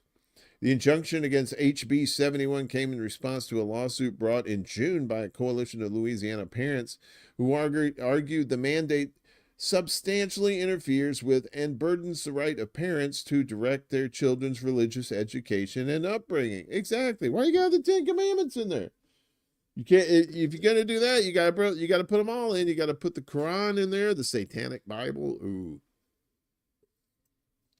You'll see a Satanic Bible in school. The parents would be going nuts. So Louisiana Attorney General Elizabeth Murrell, a Republican, pledged to immediately appeal the decision, of course. Heather Weaver, senior staff attorney for the ACLU's program on freedom of religion and belief, said in a statement yesterday that this ruling should serve as a reality check for Louisiana lawmakers who want to use public schools to convert children to the preferred brand of Christianity. Public schools are not Sunday schools, and today's decision ensures that our clients' classrooms will remain spaces where all students, regardless of their faith, feel welcome, Weaver said. Reverend Darcy Roick, a plaintiff in the case, called HB 71 a direct infringement of our religious freedom rights, and we're pleased and relieved that the court ruled in our favor. I just like to say it because of the Reverend. It's a Southern Reverend. As an interfaith family, Roick added, we expect our children to receive their secular education in public school and their religious education at home and within our faith communities, not from government officials. Why is that so hard? You want to keep the government out of all your business, but you want to put Jesus in the government stuff, and it's like, stop doing that shit. HB 71 is the first state law to require public schools to display a government-approved version of the Ten Commandments since the U.S. Supreme Court struck down a similar Kentucky mandate in 1980, calling it a violation of the First Amendment's Establishment Clause. Rachel Lasser, President and CEO of Americans United for Separation of Church and State, said Tuesday that this ruling will ensure that Louisiana families, not politicians or public school officials, get to decide if, when, and how their children engage with religion. It should send a strong message to Christian nationalists across the country that they cannot impose their beliefs on our nation's public school children, not on our watch. Right. I mean, that just makes sense. Keep that shit out of schools, right? Or if you're going to involve religion, you got to involve all. You got to do them all. Got to be fair. But people don't want to do that, right?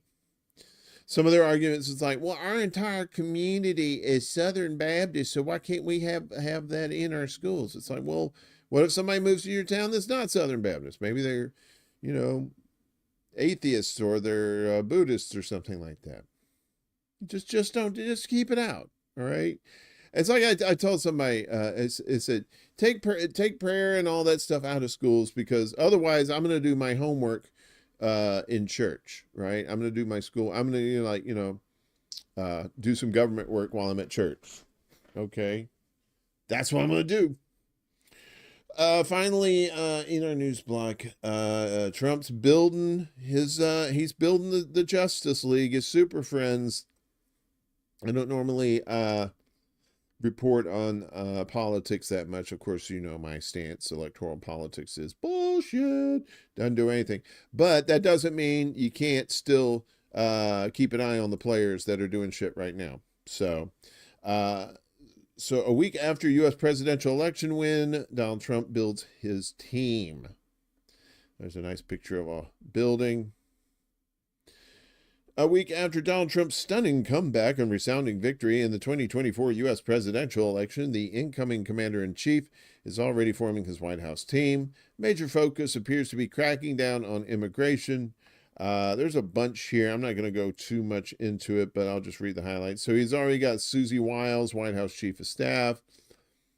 She was co-chair of Trump's 2024 campaign, helped Trump stay on message, worked as a chief strategist for his 2016 campaign in Florida.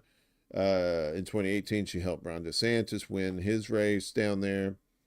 And of course, she'll be the first White House Chief of Staff who is a female.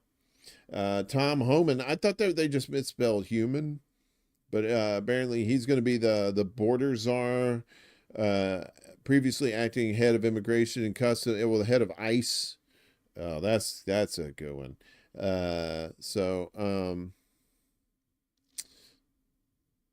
Stephen Miller. Oh God, I thought we were done with him. Deputy Chief of Staff for Policy. He was a speechwriter for Trump in his first term, as the architect of the former president's Muslim travel ban. He's the Muslim travel ban guy. Stephen Miller, ladies and gentlemen. Kristen Noem, head of Department of Homeland Security. She's South Dakota governor. She'll be helping Homan and Miller with mass deportation services. Elise Stefanik, is ambassador to the UN, representative from New York, who led congressional hearings to oust university presidents over the proliferation of pro-Palestinian campus protests in response to Israel's war in Gaza. Linda McMahon, a frontrunner for Department of Commerce. Of course, she is married to Vince McMahon, the former CEO of WWE, and a major donor. Don't forget, major donor. Dana White, UFC champion, he's interested in him, maybe through Joe Rogan. I guess that relationship.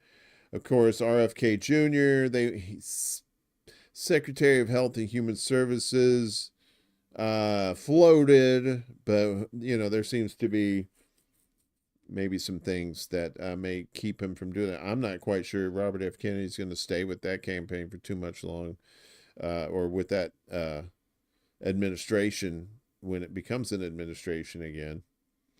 Lee Zeldin, head of the Environmental Protection Agency from New York.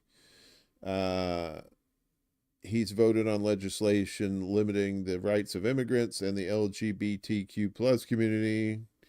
This is one of the shockers for me. Marco Rubio as Secretary of State. That's crazy.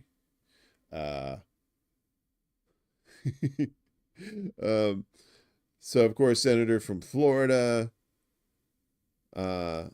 He's run for president a few times.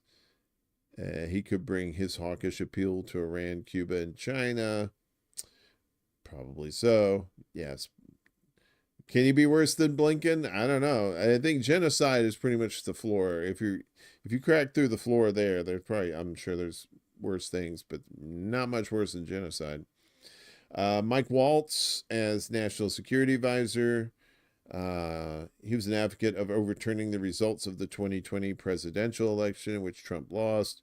He has identified woke politics as a national security threat and has suggested that the U.S. should turn away from diversity and inclusion programs to win wars. John Ratcliffe to lead the CIA. He's former Texas congressman, one of Trump's more traditional picks compared with some of his more outspoken loyalists. Nevertheless, he stood by Trump through the pandemic and his impeachment and is considered a partisan Republican by many Democrats. Mike Huckabee is going to be going to Israel to usher in when Jesus comes back, I think. Former governor of Arkansas, one of the first diplomats tapped by incoming President Trump. He was also a TV host and a Baptist preacher, and has long described himself as a Zionist. Of course. Over the years, he has repeated the claim that the West Bank belongs to Israel. He's spoken out against two-state solution to the Israel-Palestine conflict and has said he doesn't recognize the term Palestinian. And he pushes pills on old people commercials. Elon Musk, Vivek Ramaswamy,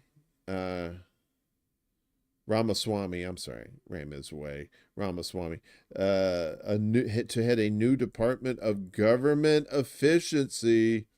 The new department also being described as a Manhattan Project. Oh, Jesus, really?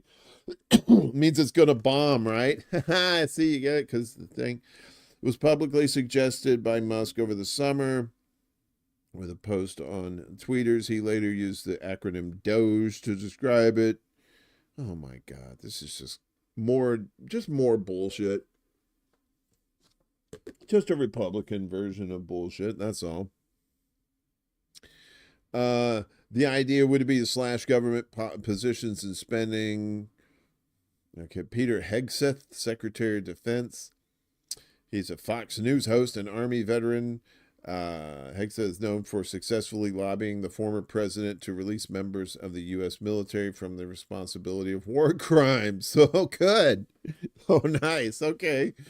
Yeah, we don't need to worry about war crimes here, Trumpy. He also made waves when he said that he self-inoculates himself by never washing his hands. Okay. Stephen Witkoff, Middle East envoy, real estate tycoon, serve as the Middle East envoy. Witkoff has reportedly been part of a cryptocurrency project with Trump. He's praised Trump's policies on Israel, saying his work has been good work. Elena Haba, potential press secretary. Haba is a lawyer for Trump who has unsuccessfully defended him in a series of high-profile lawsuits. Why would they have this press secretary? Okay. After spending a significant amount of time at his Florida resort, Mar-a-Lago, Haba is the daughter of Iraqi immigrants. Betsy DeVos. She says she's open to returning as education secretary. Like, you want that shit. We know about her. Howard Lutnick, potential Treasury Secretary. These are all like, I think these next few ones are somewhat, or some of them are. Billionaire investment banker who raised $75 million for Trump's reelection.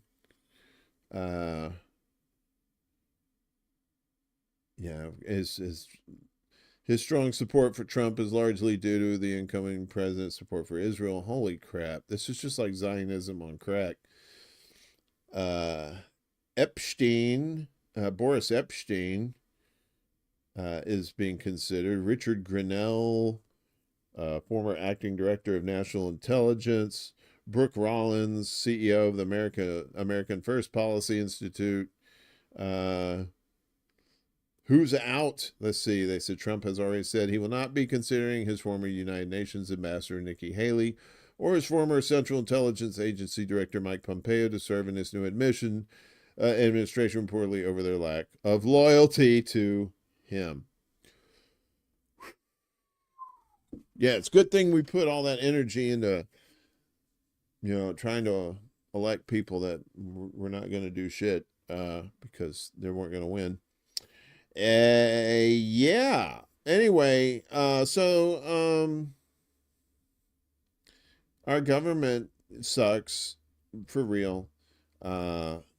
but sometimes even when our government tries to do something that's against our best interests, the people rise up, or at least their representatives try to rise up and stop the shenanigans. It's nice. The sharing of biased and False news has become all too common on social media. More alarming, some media outlets publish these same things that are true without checking facts first. Unfortunately, some members of the media use their platforms to push their own personal bias and agenda to control exactly what people think. And this is extremely dangerous to our democracy. All right, so U.S. House fails to pass anti-NGO bill that could target pro-Palestine groups. Game.film, what's up, buddy? Good to see you, bud. So legislatures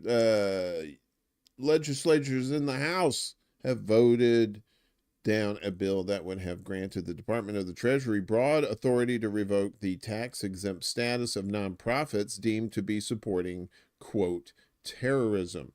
Yesterday, the Stop Terror Financing and Tax Penalties on American Hostages Act, or H.R. 9495, failed to reach the two-thirds majority needed in the House to pass. Oh, that's too bad. So sad.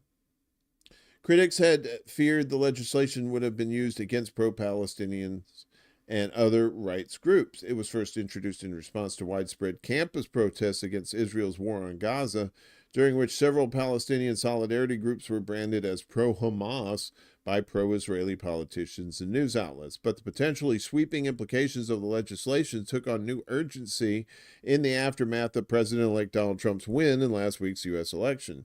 Even before the election, civil rights advocates had widely condemned the proposed legislation. In a letter signed by more than 100 groups in September, they warned that the bill raises significant constitutional concerns and that because it vests vast unilateral discretion in the Secretary of Treasury, it creates a high risk of politicized and discriminatory enforcement. Now that Trump is headed back to the White House, prompting widespread fears of an impending crackdown on civil rights, advocates warned the legislation could empower the incoming administration with an incredibly dangerous tool to crack down on dissent with few checks and balances. Kind of like what's been happening. This is much more of a real threat right now. Kia Hamadanchi, a senior policy counsel at the American Civil Liberties Union, told Al Jazeera ahead of the House vote, "We know that Trump is going to be president. I don't know if it's the time to give him additional authority." No, it's not. You should probably take away as much authority as possible from him in that respect. Losing nonprofit status, Hamadanchi said, would threaten many organizations' financial viability by depriving them of tax exemptions. While targeted organizations would have a 90-day window to challenge the designation, they would not necessarily be provided with the underlying evidence used to make the determination against them. The entire process is run at the sole discretion of the Secretary of the Treasury, said Hamadanchi. So you can have your nonprofit status revoked before you ever have a chance to have a hearing. But being unilaterally declared as pro-terrorist has even broader implications. You have the stigma of being designated a terror-supporting organization. You have all the legal fees, costs you're going to incur from having to actually go to court to fight this. And you have donors who might be running away from you because they don't want to deal with the controversy. They might be afraid that if they donate money to you, they're going to be accused of providing material support to a terror group. And that is the plan. That's how that works. The bill also included a measure that would offer tax relief to U.S. citizens who are being held captive by terror groups or who are unjustly imprisoned abroad. By combining both provisions under the same legislation, with the second one a politically popular one across both parties, the sugar pill instead of the poison pill, the bill sponsors were hoping to rush it through with as little opposition as possible, critics said. But the more insidious element of the bill, the one targeting nonprofits, doubled down on existing legislation. Providing material support for U.S.-designated terror groups is already against the law, noted Laura Friedman, president of the Foundation for Middle East Peace. It's already illegal for nonprofits to support terror, and the Department of Justice actually has a path to say this is illegal and this is a foreign terrorist organization, and here's our proof, she told Al Jazeera. and it's accountable. They can take your nonprofit status away, but there's actual due process. Congressman David Kustoff, a Republican and co-sponsor of the bill, argued when he first introduced the legislation that the current process is insufficient. Insufficient for his Nazi ass. Right now, our ability to crack down on tax-exempt organizations that support terrorism is inadequate, Kustoff said in April. Doing so under current law requires a time-consuming bureaucratic process that has sometimes prevented federal authorities from not acting.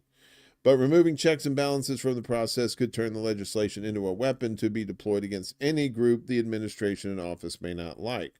When the bill was first introduced, it generated pushback from across the political spectrum, Friedman noted, including from the right that said, well, if this is in the hands of a government that's anti the things we care about, this could hurt us, she said. Are we at a point now where Republicans have decided there will never again be a government that could come back to bite them?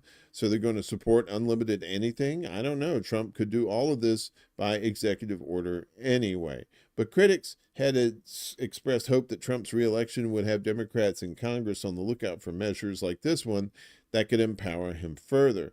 The MAGA crackdown on free speech is already starting in Congress. Eva Borgwart, that's an unfortunate last name, a national spokesperson for the If Not Now movement, wrote in a statement, it is unconscionable that any Democrat would sign over these sweeping powers to a Trump administration hell-bent on destroying not only groups working for peace, equality, and justice, but also any semblance of democratic dissent in this country.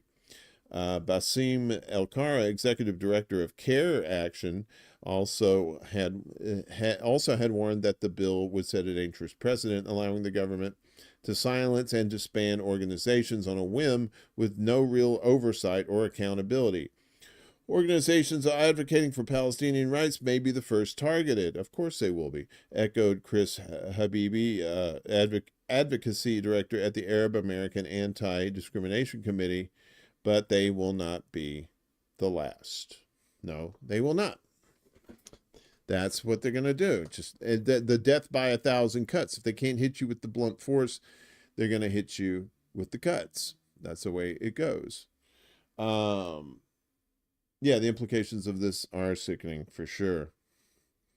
And guess what? You know how the cigarette companies knew that cigarettes cause cancer a long time ago. Guess what? Big Oil knew about climate dangers back in the 50s. What?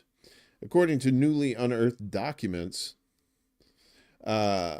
uncovered from several academic and news archives, shed light on what one climate disinformation expert on Tuesday called one of the earliest and most brazen efforts by the oil industry to prop up a front group with the aim of denying climate science and delaying action that would cut into the industry's profits by protecting the planet from steadily increasing fossil fuel emissions. The Climate Investigation Center found a warning that came in 1954, 70 years ago, folks, from the head of the Air Pollution Foundation, a group funded by the Western Oil and Gas Association. According to DSMOG, which reported on the findings, the lobbying group, now known as the Western States Petroleum Association, or the WSPA, poured $1.3 million into the APF in the 1950s, the equivalent of $14 million in today's dollars. APF was set up with the public-facing intent of confronting the worsening smog crisis in Los Angeles, where the number of cars had doubled between 1940 and 1950, and the area was rapidly industrializing. But with funding coming from Western Oil and Gas Association members, including Shell and companies that were later brought to ExxonMobil, Chevron, and other gas giants, the foundation was meant to be protective of the industry, as meeting minutes from 1955 showed. At the time of APF's founding, researchers had begun warning that air pollution was caused by vehicles and refineries, and officials in Los Angeles had begun proposing new ordinances to cut down on smog. To counter this, the foundation asked the California Institute of Technology at Caltech to submit a proposal determining the main source of air pollution. Caltech geochemistry professor Samuel Epstein submitted a proposal in November 1954, warning that the Earth's climate could be affected by burning fossil fuels. The concentration of CO2 in the atmosphere was a matter of well-recognized importance to our civilization, wrote Epstein. After the report was submitted, APF President Lauren Hitchcock, a chemical engineer who had been recruited to lead the group, began investigating oil and gas refineries and publicly demanding pollution controls across California, actions that didn't please the industry giants who were backing APF. They're like, mind your business. As DeSmog reported, leaders of the Western Oil and Gas Association summoned Hitchcock to the California Club, where they reprimanded him, spelling it out in no uncertain terms exactly what they expected in return for their hefty financial contributions. They want you to report on shit, but not on shit on us. Do not report on us. According to the report, over lunch, WSPA's oilmen criticized Hitchcock for supporting pollution controls across California, for drawing attention to refinery pollution, and for conducting too broad a program of research. Instead, they told him they had formed the Air Pollution Foundation to be protective, that Hitchcock should serve as the research director for the oil industry, and the foundation should publish findings which would be accepted as unbiased where the oil industry's findings were not seen as trustworthy.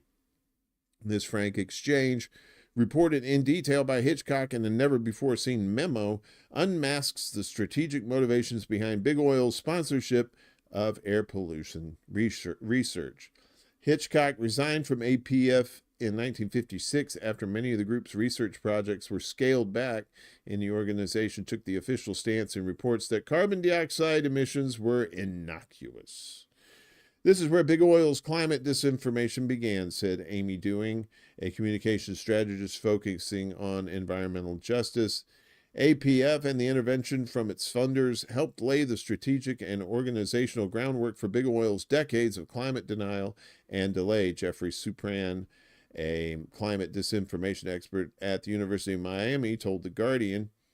The fossil fuel industry is often seen as having followed in the footsteps of the tobacco industry's playbook for denying science and blocking regulation, but these documents suggest that Big Oil has been running public affairs campaigns to downplay the dangers of its products just as long as Big Tobacco, starting with air pollution in the early to mid-50s.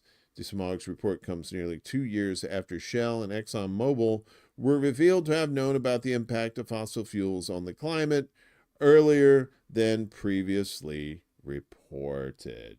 Wow, wow. Of course they knew about this shit. They don't give a fuck. You think they give a fuck about this planet? Bitch, please. Come on. Do not be naive. So you would think the press in war zones, when they're killed, you would expect outrage, but it seems like there is outrage here, but the killings still keep going and unpunished. 85% of crimes against journalists remain unpunished, according to a UN Human Rights Council report. The UN Human Rights Council president yesterday said 85% of crimes committed against journalists remain unpunished, and describing it as unacceptable. Excuse me. Omar Znibber, that's another unfortunate name, made these remarks in a video message to a panel discussion on the safety of journalists in crises and emergencies and the legal drivers behind impunity at UN Geneva office, which was jointly organized by the UN Human Rights Office and UNESCO. Znibber noted that 61 journalists have been killed since the beginning of 2024, following last year's figure of 71, and said the figures are alarming. He added that more than 300 journalists are behind bars, and a number of them are harassed physically or online every day. These figures are perhaps even lower than what the reality is, he said, lamenting that criminal attacks on journalists have regrettably become a day-to-day reality. Conflicts around the world are aggravating the problem, he said, citing UNESCO findings that indicate more than 50% of journalist killings took place in conflict zones in 2023. According to UNESCO, he said at least 749 journalists and media outlets covering environmental issues were victims of various forms of attacks and intimidation between 2009 and 2023. It's only a 14-year span there. Worst of all, the great majority of crimes against journalists remain unpunished. According to the latest data, 85% of these remain unpunished. He said, emphasizing that it is unacceptable and warrants our full attention and our action.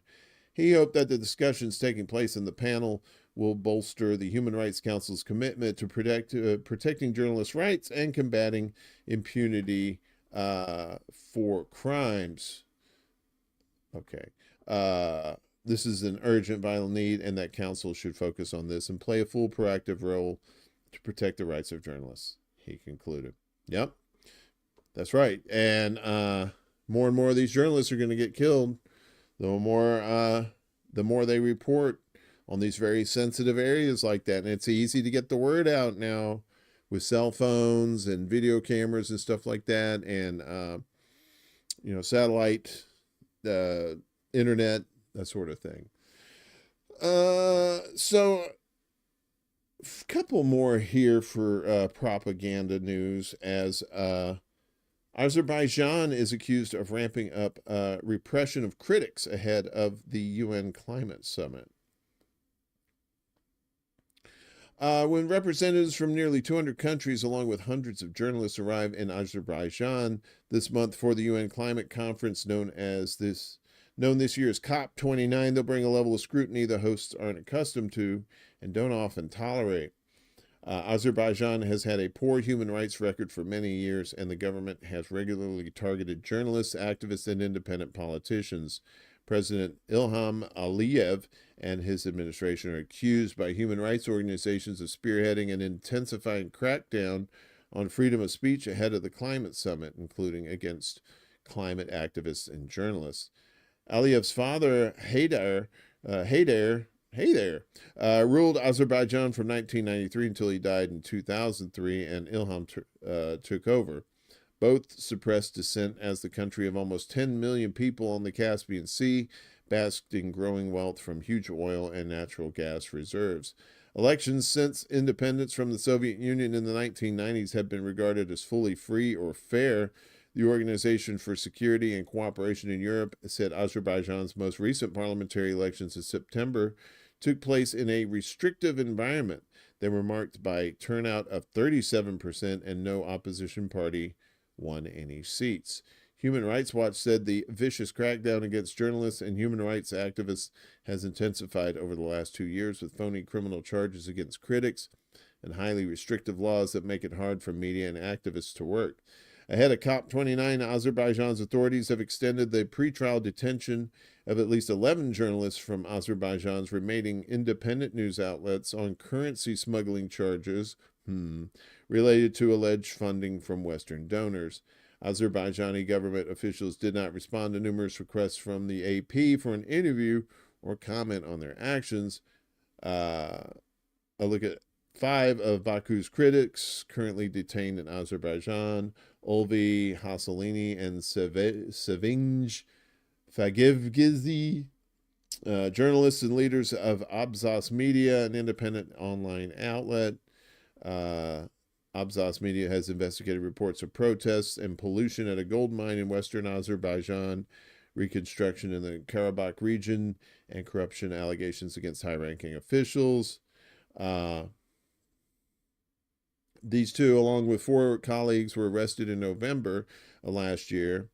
Azerbaijani officials allege they conspired to smuggle money into Azerbaijan and claim they found more than $40,000 in dollars in Hassalni's home. The journalists deny the allegations, and Hassalni said the money was planted. So more of that as, you're going to see more kinds of repression and stuff like that around the world, particularly in the Middle East as the genocide continues. Exactly, Ghost Start. Around 200 Palestinian journalists have been assassinated as well. And of course, Paris we told you earlier, their government is crumbling, much like Germany's. And so what are they going to do? They're going to double down on Palestinian flags because sure, why not?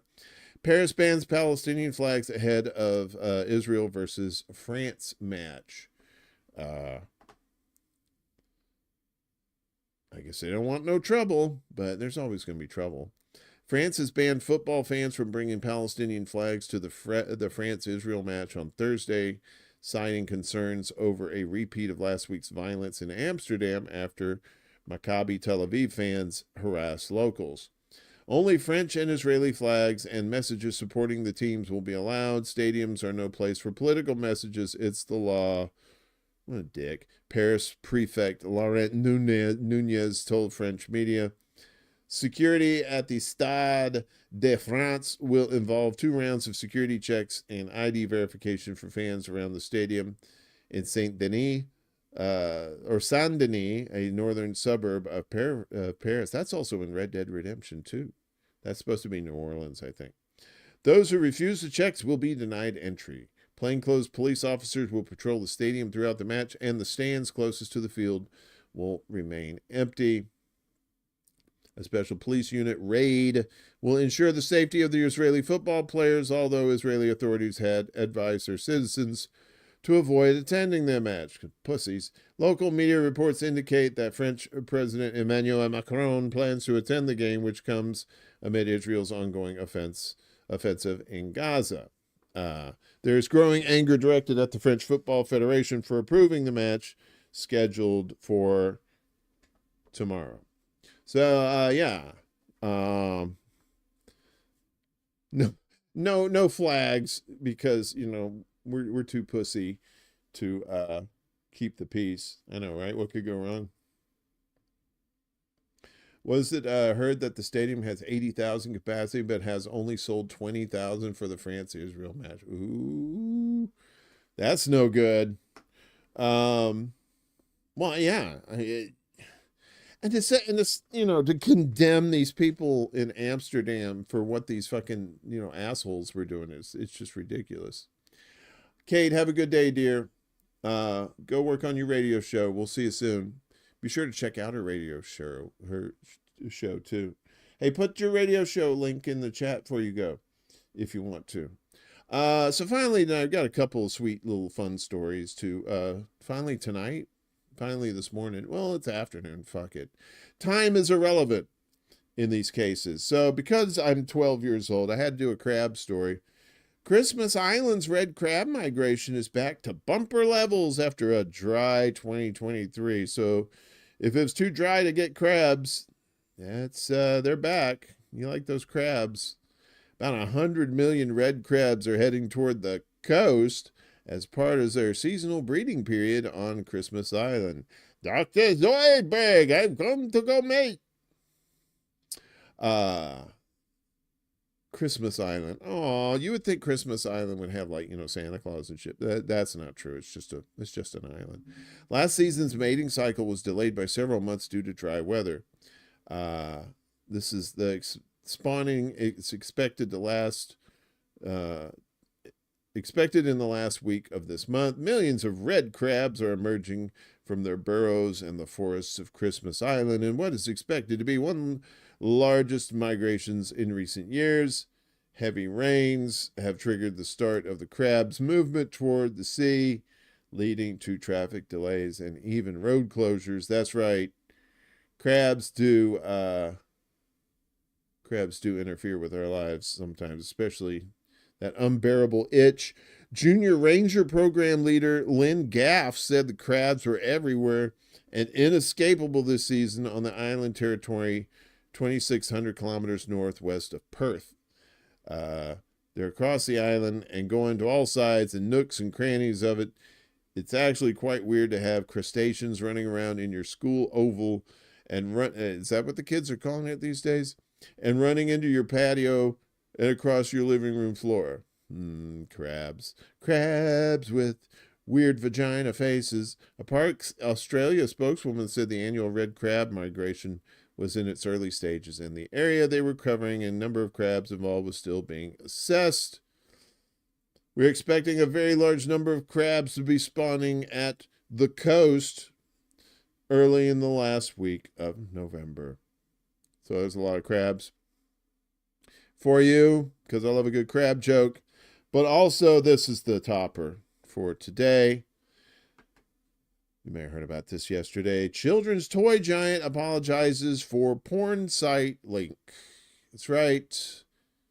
Mattel mistakenly printed a link to an adult film website on its Wicked doll packaging. Oh, Wicked, you naughty, naughty, cheeky monkeys. Children's toy manufacturer Mattel has apologized for a misprint on boxes of some of its new dolls, which mistakenly directed buyers to a pornographic website. Instead of linking to the official site of the movie adaptation of Wicked, starring Ariana Grande and Cynthia Erivo, the web address on the packages was for an adult film site called Wicked Pictures, according to social media users. Mattel was made aware of a misprint on the packaging of the Mattel Wicked collection dolls, primarily sold in the U.S., which intended to direct consumers to the official wickedmovie.com landing page. The company said in a statement on Sunday, "We deeply regret this unfortunate error and are taking immediate action to remedy this. Parents are advised that the misprinted, incorrect website is not appropriate for children." You'd think. Customers who noticed the error shared images of the toy boxes on social media, while Mattel advised buyers who already had the product to discard the packaging or obscure the link. Mattel did not specify whether it had removed unsold products with the incorrect URL from stores, but according to the AP, some of the Wicked dolls were no longer available at retailers such as Amazon, Target, and Mattel's as of Monday. Other media reports pointed out that Mattel's mishap has caused a spike in traffic for Wicked Pictures, the adult entertainment company that owns the mistakenly printed web address. Wicked Pictures was formed with a firm commitment to producing quality parody porn movies. Parody porn movies? Including spoofs on Marvel's Black Widow and Captain Marvel, according to its website. The company says it showcases some of the top-rated female porn stars, such as Stormy Daniels, known for her legal entanglement with U.S. President-elect Donald Trump. A sticky wicked, indeed. Yes. So, Wicked Pictures, God love you. I'm glad you got a bump there. You got the Mattel bump. Good job, guys. Hope you make a lot of money. Well, on that note, I guess we should probably get the fuck out of here. Usual suspects are on today. My buddy Kevin, I always like to point out, he's with Black Bear News. You know Black Bear News. I think he's moved his show to, I think at like 2 p.m. Eastern, 12, 11 on the West Coast. So Black Bear News, be sure you're checking them out. And Willie Bragg's show tonight on his channel. And Around the World, D and Friends. And, of course, these knuckleheads, too. Check out all our pals here. Check out their shows, their channels. Give them a like, share, and subscribe. And give us a like, share, and subscribe, too. We like that shit. If you don't mind. We have donation links below. If you want to become a Patreon member, you can do it for $1 a month if you want to do that. And we also have, like, instant stuff, like if you have CashApp and Venmo and stuff. You want to donate to the show. We appreciate all of that. If you can't do it, I understand totally. Everybody's broke. No worries. If you could share out the link, so that will help as well. So no ExtraBulla live tonight. Maybe on Friday. Haven't figured it out yet, but I'll let you know in advance. Other than that, should be back Friday morning for another one of these fun shows. Hope you have a wonderful day. And we will see you on the flip side. Peace! This is City Alpha 5! Woo!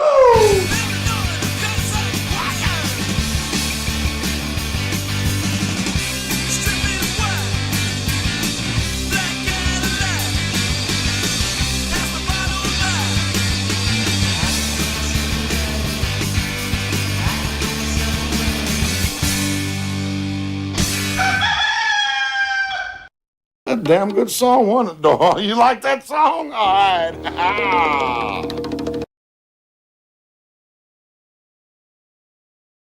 Soon.